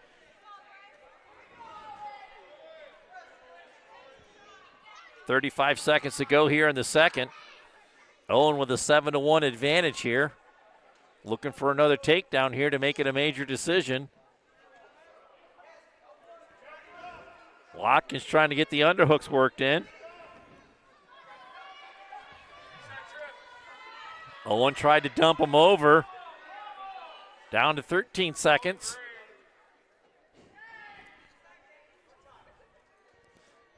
And Owen right back to that collar tie.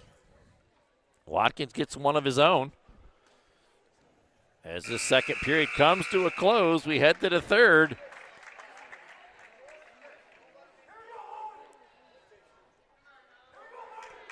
And Watkins takes neutral to start period 3. Watkins just trying to wear Owen out. Looking for a big throw to put him right to his back here. Nickerson in good position here. 6-point lead. Again, tries to throw him, and Nickerson just lands on top of him. As Watkins unable to throw him.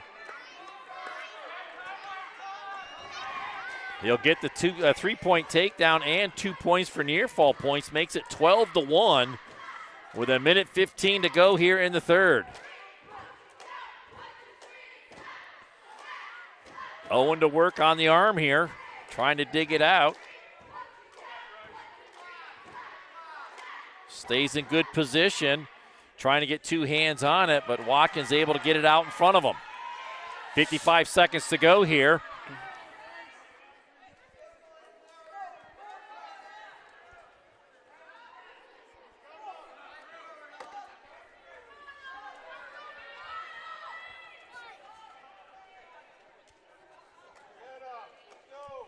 Down to 35 seconds.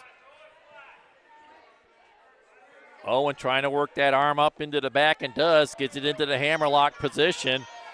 Watkins kind of stuck in that position, but able to get the arm freed up. 20 seconds to go here. Continuing to work, trying to chin him back here. 10 seconds to go now. Watkins tries to reach back, but Owen just stays on top and continues to work his magic as he's going to get the major decision. 12-1. And your final here tonight is going to be 53-15. And Jack, that'll wrap things up here. Let's get into our P2 Paving post-game report, get things wrapped up, and get home. Yeah. Yep. Our Healthy Smiles of Corry offensive move of the night. You got one in mind? You look like you got one in mind. I like Stephen Willis. Yeah. And his match. He bumped up a weight class and went to 139.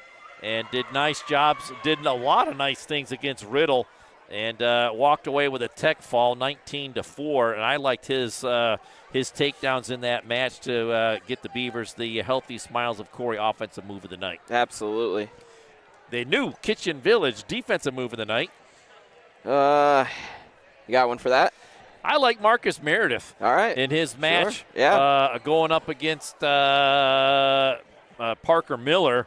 At one point, he was down 7-2, and was able to get an escape. And then he was also able to get a Relevant Church reversal. And I like that defensive move. It made it a 7-5 match. He did go on to lose that one 9-5. But that Relevant Church reversal was our New Kitchen Village defensive move of the night. Yeah. How about our University of Pitt Titusville game-changing match of the night? You know, I kind of like Carson Braswell's. We were on the same page on that. Awesome, yeah. At that time, Braswell came out against Huck, got the pin in the second period, and Braswell methodically ran that thread the needle. Yeah. And that gave the Beavers the 29-15 lead as they continued to pile on the wins after that and win 53-15. Match of the night brought to us by Crotty Chevrolet. I like the one we just watched with two 20-plus win guys going at it. I'll give you that one, Jack, but I'm going to give an honorable mention to Brody Nickerson against Coy Campbell, getting the pin late in the third to keep the Beavers rolling. And a nice job here tonight. So Crotty Chevrolet match of the night goes to the senior Owen Nickerson, getting a major decision 12-1. And that leads us into our Deej Experience Sportsmanship Award. And I'd like to go back over and give that to Riddle. Not Riddle. Parker Miller at that 145 against Meredith. He did a nice job, got the victory. Just a regular decision, but a hard-fought decision there. And that will be Miller getting that award for the Deej Experience Sportsmanship Award. Nice. So that wraps things up here from the West Gym. A good senior night, a lot of memories made. Yeah. And Beavers will be looking next to go down to the Sharon team duels in the postseason next weekend. Girls in action on Friday. We'll be down with that in Sagertown on Friday night. Yes, we will. So until then, for Jack Hasbrook, I'm Dewey Hurt. Thanks for tuning us in. And until we meet again, we're going to say God bless and good night.